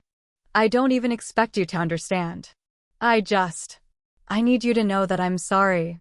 I've spent so many years thinking about what I did, about how I hurt Alex and your family. I want to make things right if I can. But I can't do it alone. Maggie swallowed hard, her mind reeling. This was everything she had wanted for so long, to understand why Amanda had walked away, why Alex had been left to pick up the pieces. But hearing it now, the truth she'd avoided for so many years, it was harder than she had imagined. She wasn't sure what to do with it, or where it left her. But one thing was clear, there was no going back. The past was never as simple as it had seemed. It had layers, like a complicated tapestry, and now Maggie was beginning to see them all. Alex deserves the truth, Maggie said, her voice steady but strained. He deserves to know everything. All of it. Amanda nodded, her eyes filled with both sadness and relief. I know. And I'm ready to tell him. If he'll listen. Maggie felt her heart race. This was the moment. The moment when everything could change, when Alex could finally understand the reasons behind the hurt that had shaped him for so long. It wasn't going to be easy, but it was necessary. All right, Maggie said, standing up and pulling her coat tight around her. Then we'll tell him. Together. Amanda stood as well, her expression filled with both gratitude and apprehension. Thank you, Maggie. I know this isn't easy. Maggie nodded, her own resolve firming up. She wasn't sure what the future held, but for the first time in years, she was willing to face it head-on. With Alex, with Amanda, with the truth. Maggie stepped outside the cafe into the cool afternoon air, her breath visible in the crisp air. For the first time in a long time, she felt the weight of something lifting off her shoulders. The door to the past had opened. And now it was time to step through it. The hardest part of truth is not in hearing it, but in knowing how to carry it afterward. Maggie sat in her car, parked just a few blocks away from Alex's apartment, her fingers nervously tapping the steering wheel. The cool evening air had settled in, and the world around her seemed to pulse with the weight of what was about to happen. She hadn't expected this moment. This step forward would feel so heavy, so loaded with the kind of finality that makes your stomach tighten. Amanda sat beside her, her expression unreadable. They had agreed to meet Alex, to tell him everything, but the silence between them was thick, pregnant with anticipation. Neither of them spoke for a long moment. Maggie's mind was a whirlwind of questions, of doubts, of fear. What if Alex wasn't ready? What if he couldn't handle the truth? What if he resented both of them for bringing it to the surface now, when so much had already happened? What if it changed everything forever? Are you sure about this? Amanda's voice broke through Maggie's spiraling thoughts. It was soft, but there was an underlying edge to it, vulnerability, uncertainty. Maggie exhaled, the breath heavy. She hadn't been sure about anything in a long time, but the decision to be open with Alex, no matter how hard it was, felt like the only one left to make. I don't know if I'm sure about anything, she admitted. But he deserves to know. We both know that. He's been carrying this weight without even knowing why it was there. He needs to understand why things happened the way they did. Amanda nodded slowly, her hands folded in her lap. She was wearing a look of quiet resolve, though Maggie could see the subtle tremors of fear behind her eyes. They both knew that what was about to unfold could change everything. They walked to Alex's apartment, their footsteps echoing in the cold night air. Every step Maggie took felt like a reminder of the years of unresolved tension between them, years that had shaped Alex, years that had shaped her. And now, they were about to face it all. As they arrived at the door, Maggie hesitated. She could hear the faint sounds of movement inside. Alex was home. She could almost feel the pulse of his life beyond that door, a life she had always tried so hard to protect. Amanda stepped forward, her hand hovering over the doorbell. "Should we just walk in?" she asked quietly, her voice barely audible. "No," Maggie replied, shaking her head. "Let's give him the choice to open the door. This is his decision too." Alex opened the door, his face lighting up when he saw Maggie standing there, but his expression quickly shifted as he noticed Amanda beside her. The doorframe felt like a divide between two worlds, two very different versions of his past. "Maggie? Amanda?" His voice was cautious, confusion flickering in his eyes. "What are you both doing here?" The sight of him, tall, grown up, but still so much the son she knew, hit Maggie like a punch to the gut. She had spent so many years protecting him from everything that had happened before, from the complications of his parents' pasts. She hadn't wanted him to ever feel the weight of things that had been out of his control. But here they were, about to throw everything into the open. "We need to talk," Maggie said softly, her voice strained. She looked at Amanda, who gave a small nod, signaling that she was ready. "About what?" Alex asked, the concern in his eyes deepening. "What's going on?" Maggie took a deep breath, fighting to steady her nerves. "About you. About us. About things that happened before you were even born. It's time for you to know the truth." Alex's brow furrowed. He stepped back, opening the door wider. "Come in," he said, his voice guarded. "I don't know what's going on, but I think I deserve to know too." Once inside, they sat down on the couch in his living room. The air between them felt thick, like they were all suspended in time, waiting for something to shatter. Maggie and Amanda exchanged a brief, almost imperceptible glance, then Amanda spoke first, her voice quiet but steady. "Alex, what we're about to tell you," she hesitated, as though finding the right words was nearly impossible. "It's not easy. It's not something either of us wanted to keep from you, but the truth, it's been buried for a long time." Maggie's heart hammered in her chest. She wanted to speak, to explain everything herself, but somehow, Amanda needed to be the one to say it. She needed Alex to hear it from her. "Amanda, just tell me what's going on," Alex said, his voice tight, frustration creeping into his tone. "I don't understand." "Why now?" Amanda inhaled deeply, her eyes searching for something inside herself. Then she finally spoke, her words raw and heavy with the years of silence. "I wasn't just a part of your past, Alex. I wasn't just some girl your mom didn't like. I was in your dad's life before you came into the picture. And when I left him, I hurt him in ways I never understood until now. I made choices that left scars, not just on him, but on you too." Alex's face twisted in confusion and disbelief. "What are you talking about?" Why are you telling me this now? Maggie felt the tightness in her chest, the knots of guilt and regret tightening even more. Because, Alex, all these years, you've carried that pain without knowing why it was there. Without knowing the whole truth about what happened between me, your father, and Amanda. I didn't want you to know this. I didn't want to bring it up, but I think you deserve to understand. Amanda continued, her voice barely above a whisper. I wasn't the person your father needed. I couldn't be. And in leaving, I caused him to carry a pain that affected everything in his life. His relationship with your mom, with you. And I couldn't live with the guilt anymore. Alex's face had gone pale, his expression a mixture of confusion and pain. Maggie watched him closely, her heart breaking for the boy, now a man, who had always tried so hard to piece everything together. Alex trailed off, his hands shaking as he ran them through his hair. I don't know what to say. Maggie reached over, touching his arm gently. Alex, we didn't want this to hurt you. We just want you to know why things were the way they were. The choices that were made were complicated, but you deserve to have the truth. We all do. There was silence. For a long time, there was nothing but the weight of their words settling in the room, pressing down on them all. It was Alex who finally broke the silence, his voice low and raw. I don't know what to do with this. I don't know how to handle it. Amanda looked at him with eyes full of apology. You don't have to handle it alone. We're here. We've always been here. Alex took a shaky breath, his eyes glassy. I need some time. To think. To process. Maggie nodded, her heart aching for him. Of course.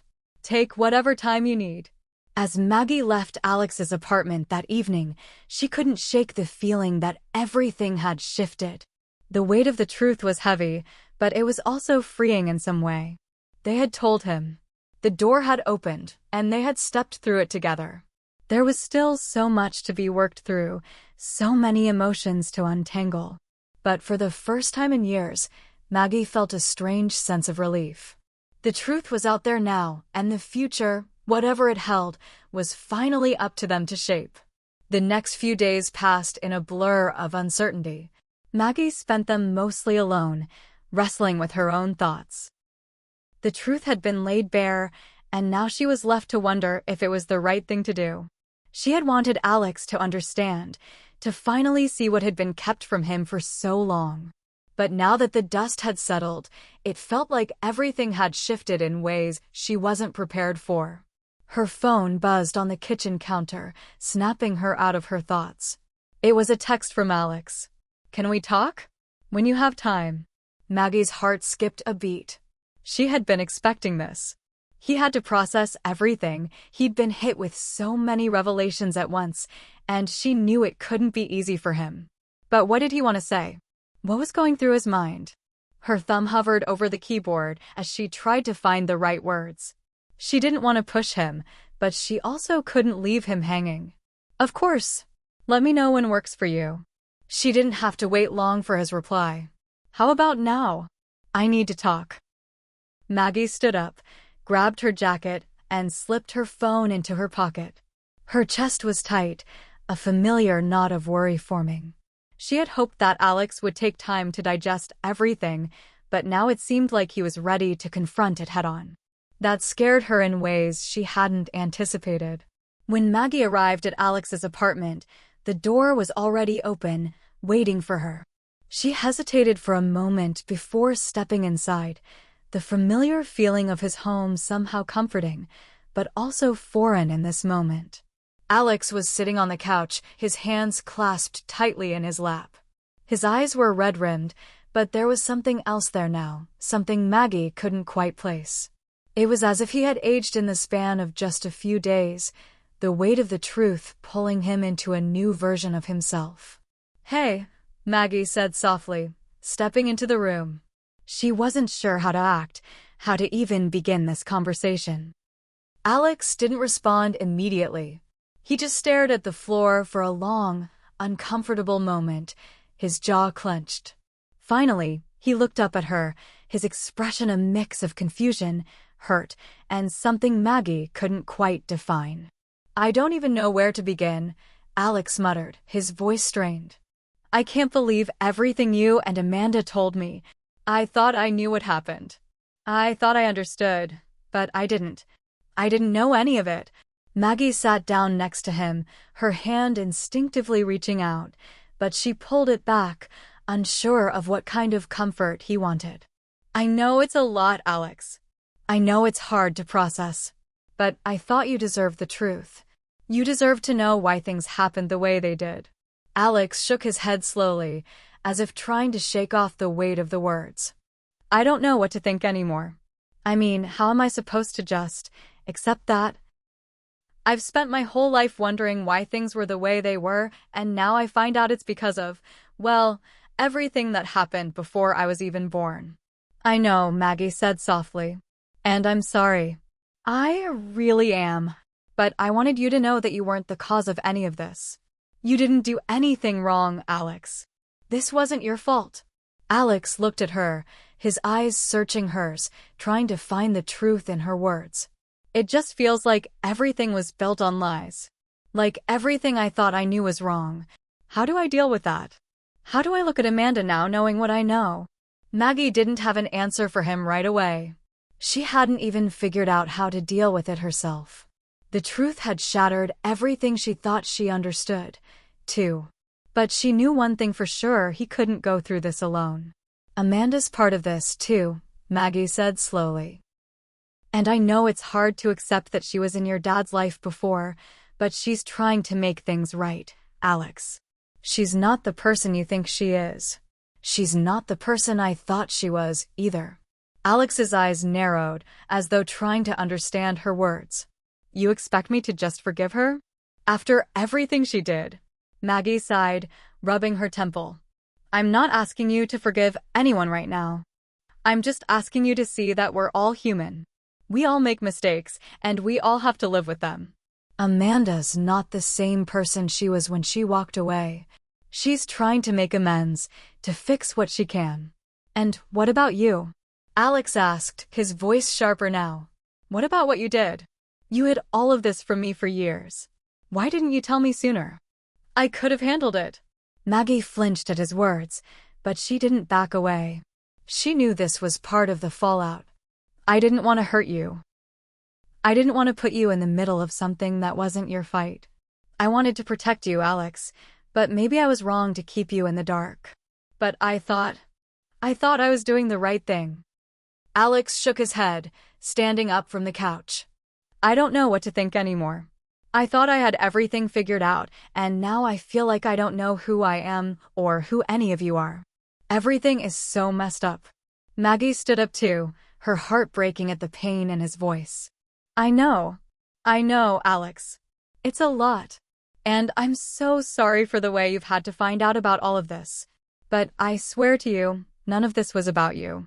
You didn't deserve to be caught up in all of this. Alex's face softened for a moment, and Maggie could see the struggle inside him. He wanted to understand, but the pieces of his past were falling into place in ways that made him question everything. I don't know if I'll ever forgive you or Amanda for all of this, Alex said quietly, his voice barely above a whisper.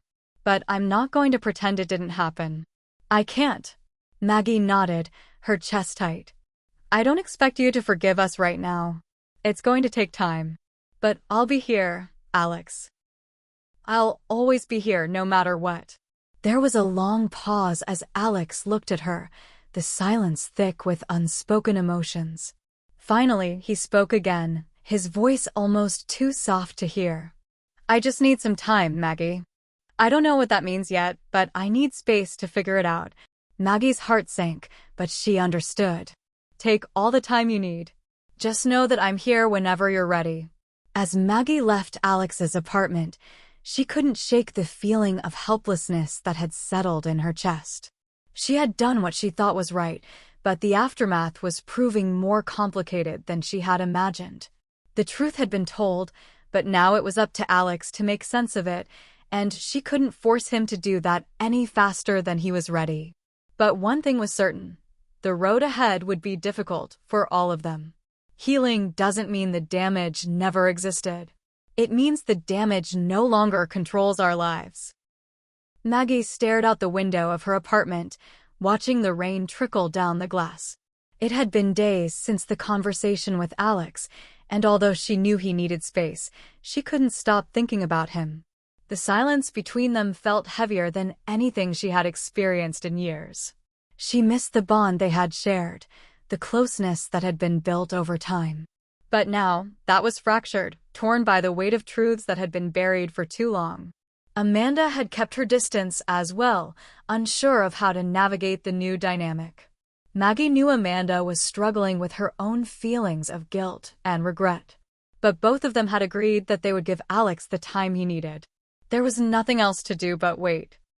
A knock at the door broke Maggie from her thoughts. She wiped her hands on her jeans, stood up, and walked over, a small sense of anticipation rising in her chest. She wasn't sure who it would be, but when she opened the door, she was surprised to see Amanda standing there, her face tense with the same worry that had settled into Maggie's heart.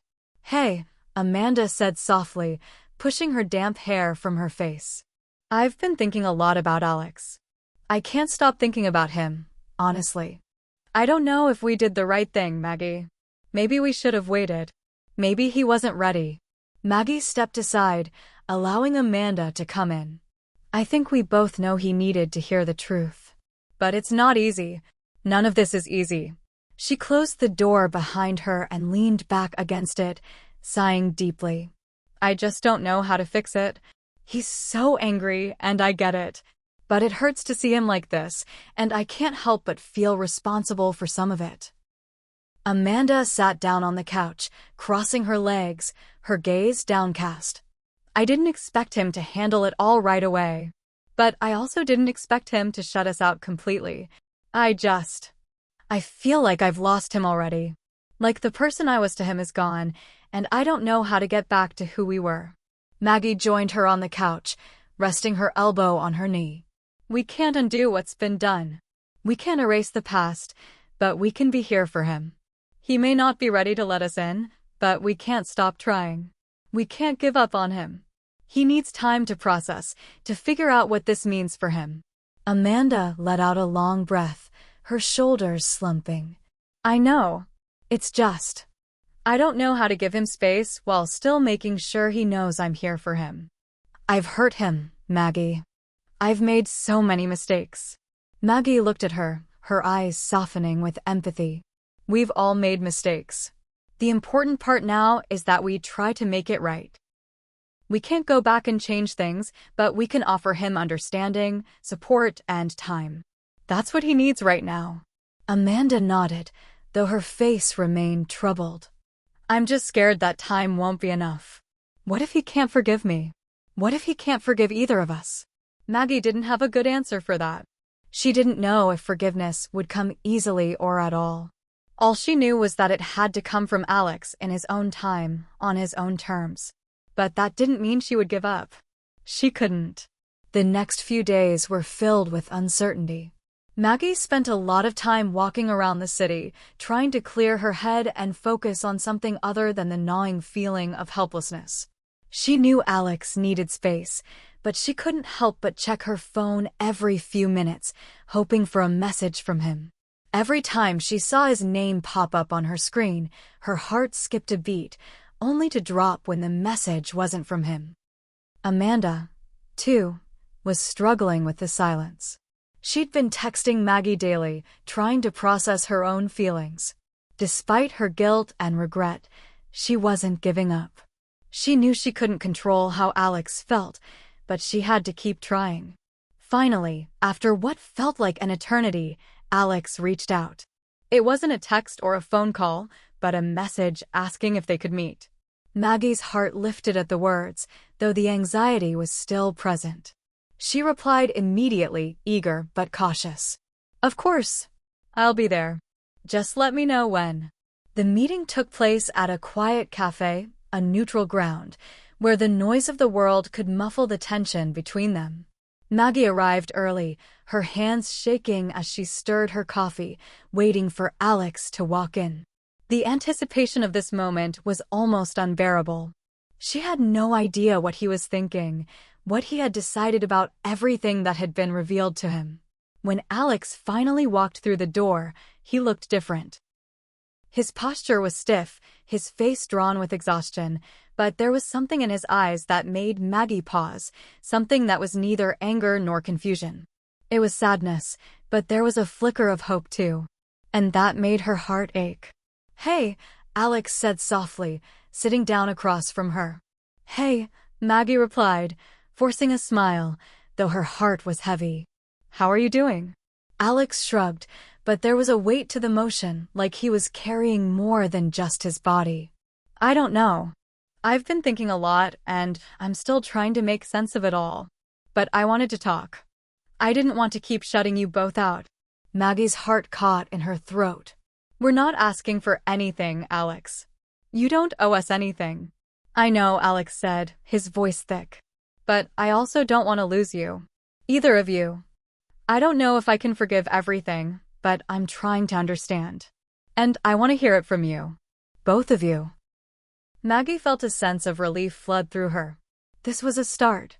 This was the first step toward healing for all of them. "Take your time, Alex," Maggie said gently. "We're not going anywhere. We'll be here when you're ready." Alex nodded slowly, his eyes searching hers. "I don't know how long it will take, but I'm willing to try." For the first time in days, Maggie allowed herself to exhale. It wasn't the end of the road, but it was progress.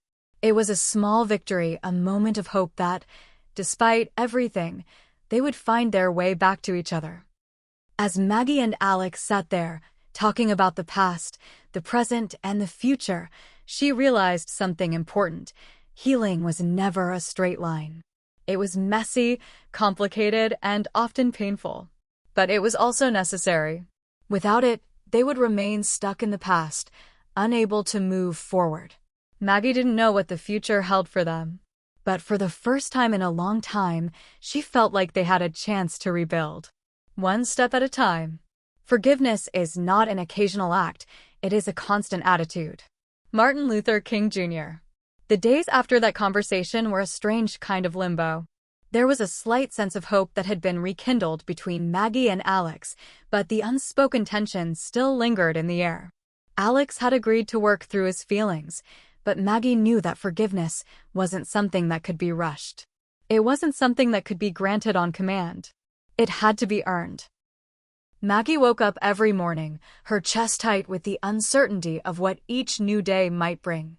She went about her usual routine, but her thoughts were always with Alex, always circling back to him and the fractured pieces of their relationship.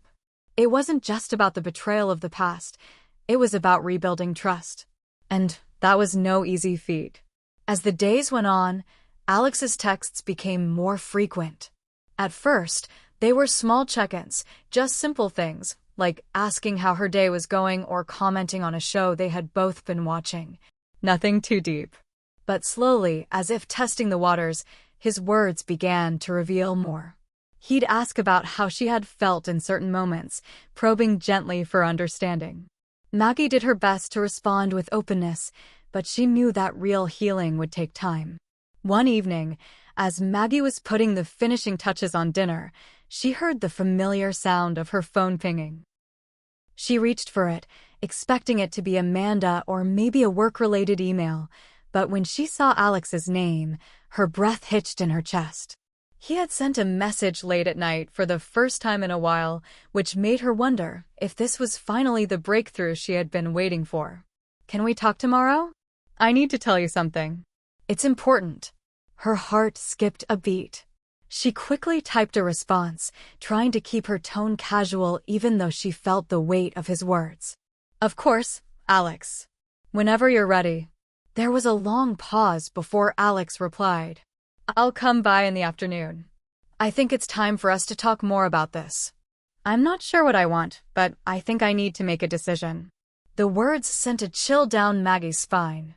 She wasn't sure what that decision was, but she knew one thing for certain. It could change everything. The next day, Maggie spent most of the morning in a nervous haze, trying to focus on simple tasks while her mind kept drifting to the upcoming conversation. She didn't know what Alex was going to say, but she could feel the weight of it pressing down on her. Had she made a mistake in pushing him to face the truth before he was ready? Could she make him see that she truly wanted to make things right? When Alex finally arrived, he was quieter than usual. His eyes were tired, and there was a seriousness about him that made Maggie's stomach tighten. She led him into the living room, her hands shaking as she offered him a seat on the couch. "Hey," she said softly, her voice barely above a whisper. "Are you okay?" Alex nodded slowly, his gaze drifting to the floor before he looked up at her. "I'm fine. I've just been thinking a lot about everything." Maggie sat down beside him, giving him the space he needed. "I'm listening, Alex. Whatever it is, I'm ready to hear it." For a moment, Alex didn't say anything. He seemed to be gathering his thoughts, as though weighing his words carefully. Maggie held her breath, wondering what was coming next. Finally, Alex spoke, his voice quiet but steady. "I've been trying to figure out what I feel about all of this. And it's hard because I feel so many things at once. I'm angry, confused, betrayed, but I also know that holding on to that anger isn't helping me move forward." Maggie's heart was pounding in her chest. She could hear the pain in his voice, but also a flicker of hope. A sign that, despite everything, he was willing to try. "I don't know if I'll ever be able to completely forgive what happened," Alex continued, his eyes fixed on hers. "But I've been thinking a lot about how I got here, and I don't think it's just about what you did. It's about what I've been holding on to for so long, the anger, the confusion, the idea that I could somehow fix everything by myself." Maggie's throat tightened, but she swallowed hard, nodding in understanding. "Alex, you don't have to forgive us right away. It's okay if it takes time. But I want you to know that I'm here for you. Whatever you decide, I'll respect it. I just want to be part of your life again, in whatever way you need." Alex exhaled, running a hand through his hair. I know, Maggie. And that's why I'm here. Because I want to move forward. I want to try to make this work, even if it's messy. But I need you to know something. It's going to take time. I can't just flip a switch and pretend like none of this happened." "I don't expect that," Maggie said, her voice soft but firm. "I just want you to know that I'll be patient. I'll be here for you, no matter how long it takes." Alex looked at her for a long moment, as though searching for something, perhaps a sign that she truly meant it. "I don't know if I can fully forgive you or Amanda for everything, but I do know this. I'm willing to try. I'm willing to work through it, but it's going to take time. And it's not going to be easy." Maggie's eyes filled with tears as she nodded. "I understand. And I'm so grateful that you're willing to try." The tension in the room seemed to lift slightly, though there was still so much left unsaid. But this was a step forward, a significant one. Alex wasn't ready to forgive completely, but he was choosing to take the first steps down a difficult road, and that was all Maggie could ask for. The days that followed were a mix of small victories and setbacks. Alex kept his distance, but he also made more of an effort to reach out. It wasn't always easy. There were moments when Maggie wasn't sure where things stood, when the silence between them felt too heavy to bear. But they both knew that healing didn't happen overnight. It would take time, patience, and understanding. And slowly, piece by piece, the cracks that had formed in their relationship began to heal. Not perfectly, not without scars, but with the quiet hope that the road ahead might lead them to a place of forgiveness. The weeks that followed Alex's decision to try and rebuild their relationship were a delicate balancing act. Maggie could feel it in every conversation, every glance. Trust, once broken, didn't come back easily. It had to be earned, moment by moment, action by action. But Maggie was ready to do whatever it took, even if it meant facing the uncomfortable silence that sometimes crept between her and Alex. In the early days, Alex would reach out sporadically, often texting or calling just to check in. Each message was like a small victory, a sign that he wasn't pushing her away completely. But still, Maggie knew there were walls up.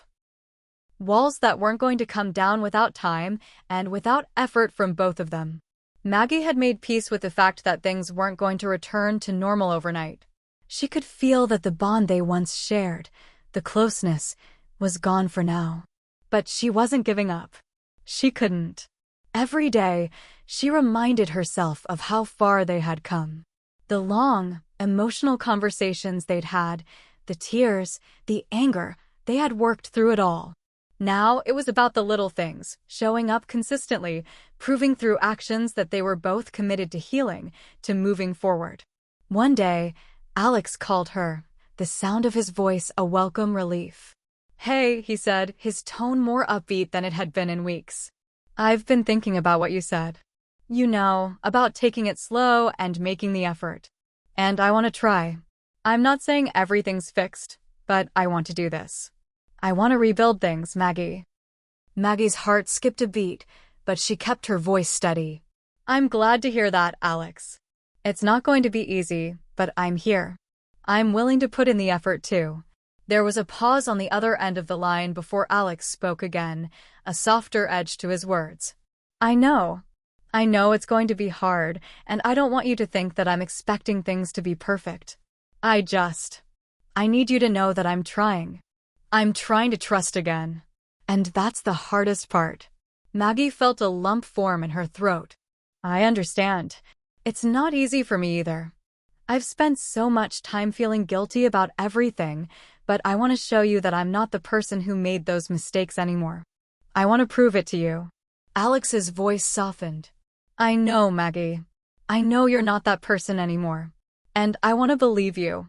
I just need time." "Take all the time you need," Maggie said, her heart swelling with a mixture of relief and apprehension. She knew the road ahead would be long, but this was a step. A significant one. The next few weeks were filled with small moments of progress. Alex began to open up more, sharing his thoughts and feelings in a way he hadn't done in a long time. There were awkward moments when the tension between them was palpable, but they were working through it. Maggie noticed, with each passing day, that Alex seemed to be more relaxed around her. His gestures weren't as guarded, his words less laced with anger. There was still a part of him that was hesitant, a part of him that kept his distance, but Maggie could sense the shift. It was subtle, but it was there. One afternoon, as Maggie and Alex sat together on the couch, flipping through an old photo album, she felt a quiet sense of peace settle between them. It wasn't the kind of peace that came from having all the answers or knowing exactly where their relationship was heading. It was a peace that came from simply being in the same room, together, without all the tension and uncertainty. Alex picked up a photo of the two of them from years ago, back when everything was easier. He smiled faintly as he traced the edges of the photo with his fingers. "I miss this," he said quietly. "I miss the way we used to be." Maggie's heart clenched at his words. "I miss it too. And I know I can't fix everything overnight, but I'm here. I'm here to rebuild whatever we can." Alex nodded slowly, his gaze still fixed on the photo. "I know you are. And I'm trying. I just need to take it slow, Maggie." "I can do slow," she replied softly. "We have time." The process of rebuilding trust was, at times, excruciatingly slow. There were moments when Maggie doubted whether they would ever get back to what they once had. But there were also moments, small, fleeting moments, that reassured her. Like when Alex opened up about something personal, or when he smiled at her in a way that didn't feel forced. Those moments reminded her that healing was happening, even if it wasn't as fast as she would have liked. One night, after dinner, Alex lingered on the couch, looking over at Maggie with an expression that she couldn't quite read. "Maggie," he began, his voice tentative. "There's something I've been thinking about." Maggie's pulse quickened, but she kept her tone calm. "What's on your mind?" Alex hesitated, as if searching for the right words. "I want to go on a trip. Just the two of us. Something small, a weekend away. I think it might help." We've both been through so much, and I think we could use some time to just breathe. To try and remember what it was like before everything went wrong. Maggie's heart swelled at his words. This was the first time in weeks that he had suggested something so intimate, so personal. It felt like a turning point, a chance to build new memories together, without the weight of the past hanging over them. "I'd like that," Maggie said, her voice filled with emotion. "I think it's exactly what we need." Alex smiled, the edges of his lips curling up in a way that made Maggie's heart flutter. "Then let's do it. Let's take this slow, one step at a time, and see where it leads." As they planned their weekend getaway, Maggie felt a renewed sense of hope. She knew there was still a long road ahead, one filled with setbacks, challenges, and moments of doubt. But for the first time in a long time, she felt like they were moving in the right direction. Rebuilding trust was never going to be easy, but with each small step, they were slowly finding their way back to each other. And that was enough for now. Healing is not about changing who you are, it's about changing your relationship to who you are. Suzanne Hain. The weekend getaway was something Maggie had secretly hoped for but had never dared to ask for. The idea of escaping the weight of the past, even for just a short while, felt like a lifeline, something to hold on to while they navigated the fragile path of rebuilding their relationship. The drive out of the city was peaceful, the kind of quiet that felt like a welcome escape from the noise and chaos that had surrounded their lives for the past few months. They chose a small lakeside cabin, tucked away in the woods, far from the distractions of their everyday lives. The place was modest but charming, with a cozy fireplace and large windows that looked out over the tranquil water. When they arrived, Maggie felt a wave of calm wash over her. The cabin had a rustic charm, with wooden beams and warm, earthy tones that made it feel like home. She could already picture them sitting by the fire at night, talking or just being in each other's presence. Alex opened the door to the cabin, taking in the view of the lake.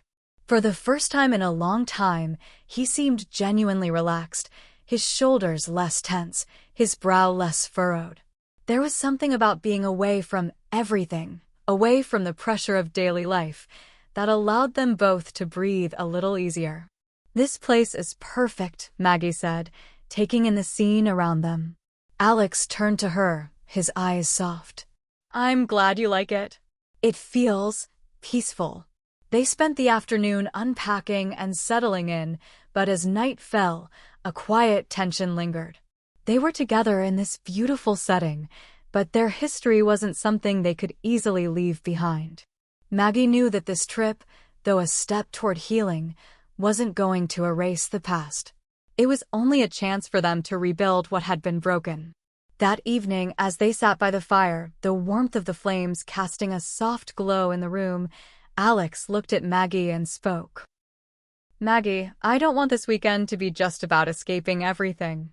I want it to be about facing what we've been through and really deciding where we go from here."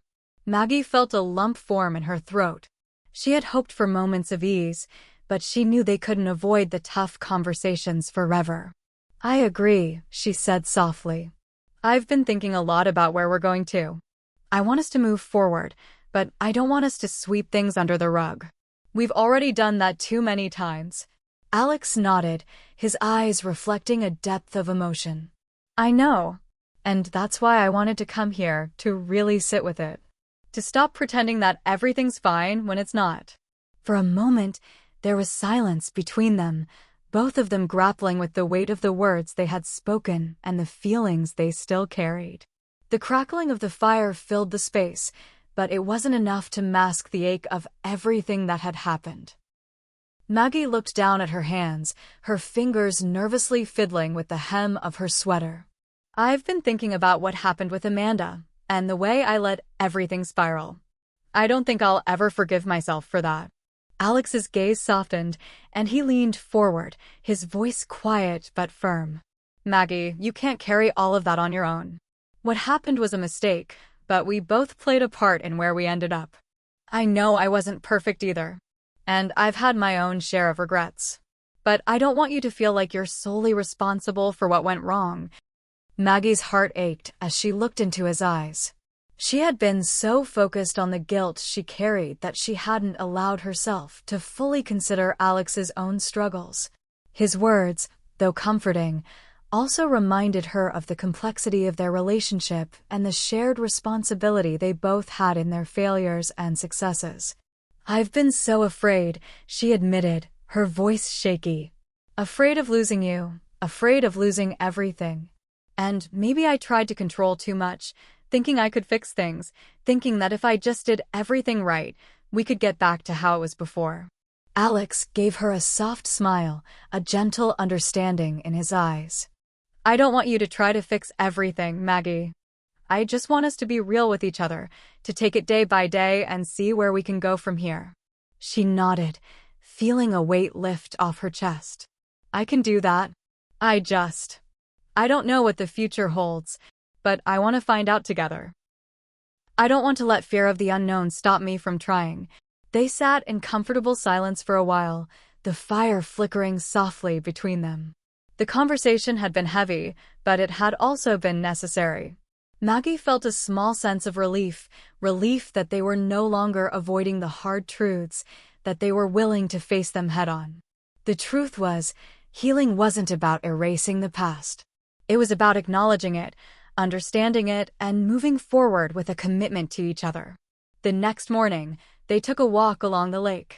The sun was just beginning to rise, painting the sky in shades of pink and orange.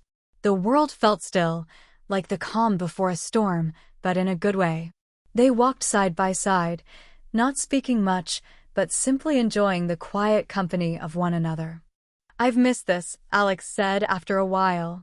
"Being with you like this.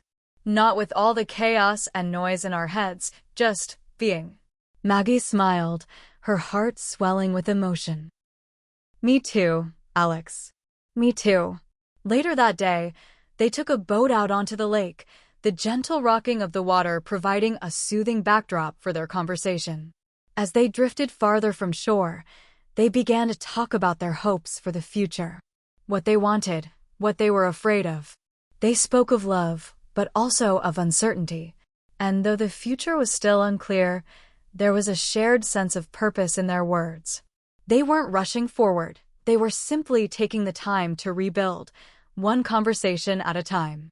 By the time they returned to the cabin that evening, the air between them felt lighter, less heavy with expectation.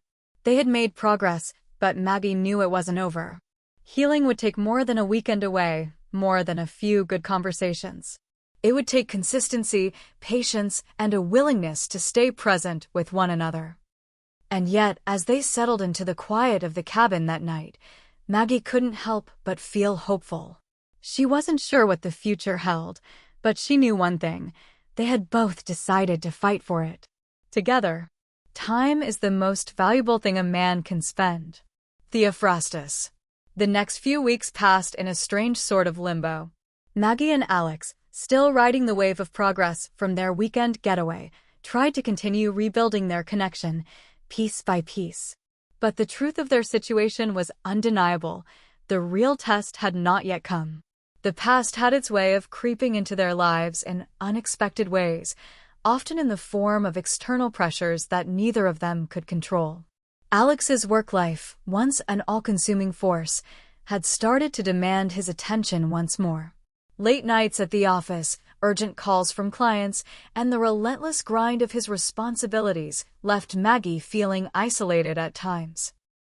She understood the nature of his job, but the distance it created between them felt like an unwelcome reminder of the space that still existed in their relationship. Maggie, too, had her own battles. The guilt over her past mistakes still lingered in her mind, and as she continued to open up to Alex, she sometimes felt vulnerable, exposed. What if he still saw her as the person who had made those mistakes? What if, despite everything, he couldn't truly forgive her? One evening, after Alex had been away on a business trip for several days, Maggie found herself sitting alone in their apartment, staring at the empty space where he should have been. She missed him, not just the physical presence, but the emotional connection they had slowly been rebuilding. As much as she wanted things to be different, Part of her still feared that the cracks in their relationship were too deep to fully heal. When Alex returned home late that night, Maggie was sitting at the kitchen table, her eyes tired but determined. He walked in, setting down his bag, and immediately noticed the shift in the room. "You okay?" he asked, his voice filled with concern. Maggie hesitated for a moment before answering. "I don't know," she said, her voice soft. "I think I'm just feeling lost, I guess." Alex pulled out the chair across from her and sat down. He didn't say anything at first, just watching her, sensing that there was something more she needed to say.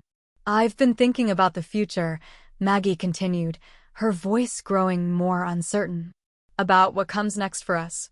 And I keep wondering, are we just pretending everything's fine because we want it to be? Are we really moving forward, or are we just stuck in this moment, afraid to face what's still broken?"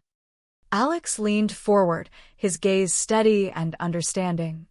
"I think you're right to ask those questions. I've been thinking about it too. And I won't lie, it's hard to know exactly what's ahead. There are days when I feel like we're making real progress, but then there are times when it's like, I don't know. We both have a lot of work to do, Maggie." Maggie nodded, her heart heavy. "I've been feeling like I'm walking on eggshells. Like any moment, I could mess things up again, and then everything would fall apart. And I don't want to lose you. I don't want to go through that pain again." There was a long pause. Alex reached across the table, his hand resting gently over hers. "I'm not going anywhere," he said quietly. "And neither are you. We're both here in this together. But that doesn't mean we have all the answers. It means we're committed to figuring it out." Maggie looked up at him, feeling the weight of his words settle in her chest. "I know. And I'm trying, Alex. I really am. I just don't know if I can keep doing this. I don't know if I can keep fighting for something that might not be enough." The vulnerability in her voice broke something inside of Alex. He squeezed her hand tighter, leaning forward until their faces were only inches apart. "You are enough, Maggie. This relationship is enough. And we've come so far already. I know it hasn't been easy, but we're still here. That has to count for something." Maggie's eyes filled with tears. She had been so afraid of losing him, but in that moment, as their hands intertwined, she realized that maybe, just maybe, they were strong enough to weather the storm. They spent the rest of the evening talking, not about grand plans for the future, but about the small moments that had brought them closer. They spoke of their shared memories, the quiet moments of laughter, the times when Alex had held her in his arms and whispered that everything would be okay. They talked about what they had learned. Not just from their mistakes, but from the ways they had grown, both individually and together. By the time they went to bed, the tension that had filled the room earlier was gone. They didn't have all the answers. They weren't magically fixed. But they had something more important, a renewed sense of commitment and a promise to continue trying. A few days later, Alex came home from work earlier than usual. Maggie was sitting on the couch, reading when he walked in, his expression thoughtful. "I've been thinking," he began. "I know work has been crazy lately, but I want to make a real effort. I don't want our relationship to become something we just let slide because of everything else. I want to make sure we're still building, still moving forward." Maggie looked up at him, surprised but grateful. "I appreciate that, Alex. I really do." He walked over and sat beside her, taking her hand in his. "I think it's time we start planning for the future. We've been taking things one day at a time, but we need to think long-term too. What do we want our life to look like in a year? In 5 years?" Maggie smiled softly. "I think that's a good idea. Let's start there. But I need you to know something. This isn't just about fixing what was broken. It's about building something new. Something stronger." Alex nodded, squeezing her hand. "I know. And I'm ready to do that. I'm ready to build it with you." In that moment, Maggie felt the stirrings of hope once more. She knew that there would be challenges ahead, but they had come so far together. And for the first time in a long time, she believed that the future was something they could face, side by side. The end of one journey is the beginning of another. Unknown. Maggie stood in front of the window, her hands gently resting on the cool surface of the glass. The city stretched out before her, a familiar view, yet everything felt different now. The sun was setting, casting a golden hue across the skyline, and the world outside seemed quieter than it had been in months. She had always been someone who focused on the future, on what was next, on what needed to be done. But now, as she looked out at the horizon, she felt a deep sense of gratitude for the journey she and Alex had walked together. It hadn't been easy. There had been moments of doubt, of pain, and of uncertainty. But there had also been moments of profound connection, of understanding, and of growth. In the weeks since their weekend getaway, they had both worked hard, individually and together, to rebuild what had been broken. It hadn't been about fixing everything in one grand gesture. It had been about the small, consistent steps that proved their commitment to one another. The nights spent talking through their fears and hopes, the afternoons spent laughing together, and the quiet moments of comfort had added up. And slowly but surely, the cracks in their relationship had begun to heal. Alex walked into the room, his presence a familiar comfort. He had been working late on a project, but the moment he saw Maggie, he smiled, a warmth in his eyes that made her heart swell. "Hey," he said softly, his voice carrying the weight of everything they had been through. "What are you thinking about?" She turned to him, her expression peaceful. "I was just thinking about how far we've come." Alex crossed the room and stood beside her, gazing out the window as well. "Yeah, me too. Sometimes it feels like everything changed overnight. But I know it didn't. It's been a long road, with a lot of hard work." She nodded, her hand finding his. "It has. But I think we're finally getting to a place where I can say, I feel hopeful. For the first time in a while, I'm not afraid of what's next." Alex squeezed her hand. "I'm glad you feel that way. Because I feel the same. I know we've been through a lot, but I truly believe we're stronger now. We've learned so much, not just about each other, but about ourselves." Maggie smiled, feeling a sense of peace settle over her. "I've learned a lot too. I've learned that love isn't just about the good times. It's about how we handle the hard ones. It's about being there for each other, even when things are tough.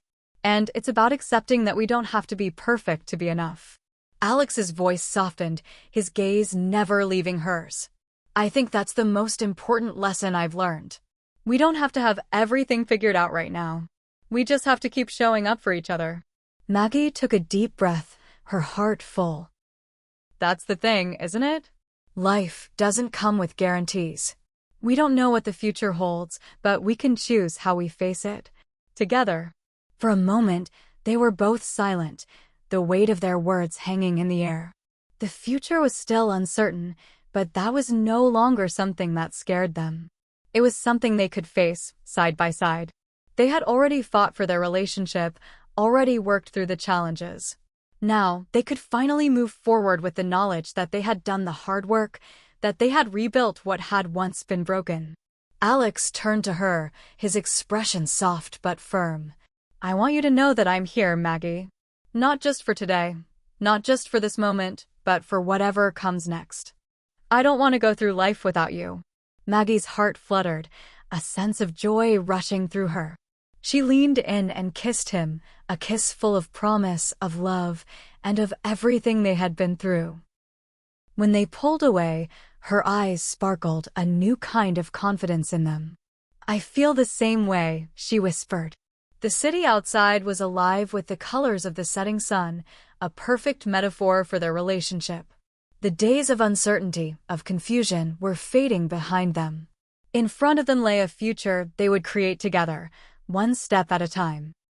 As the evening wore on, they sat down to dinner, a simple meal they had cooked together, the aroma filling the kitchen. They didn't need anything extravagant. They just needed each other. And in that quiet, peaceful moment, Maggie realized that this was what happiness was, the small, everyday moments shared with someone who truly understood her. They had faced the hardest parts of their journey, and while the road ahead would surely bring its own challenges, they were no longer afraid. They had learned that love wasn't a destination, it was a journey. And together, they were ready for whatever came next. Hit subscribe and leave a comment with where you're watching from. This story might just spark a new beginning. What's one thing that always pushes you forward, even when things get tough?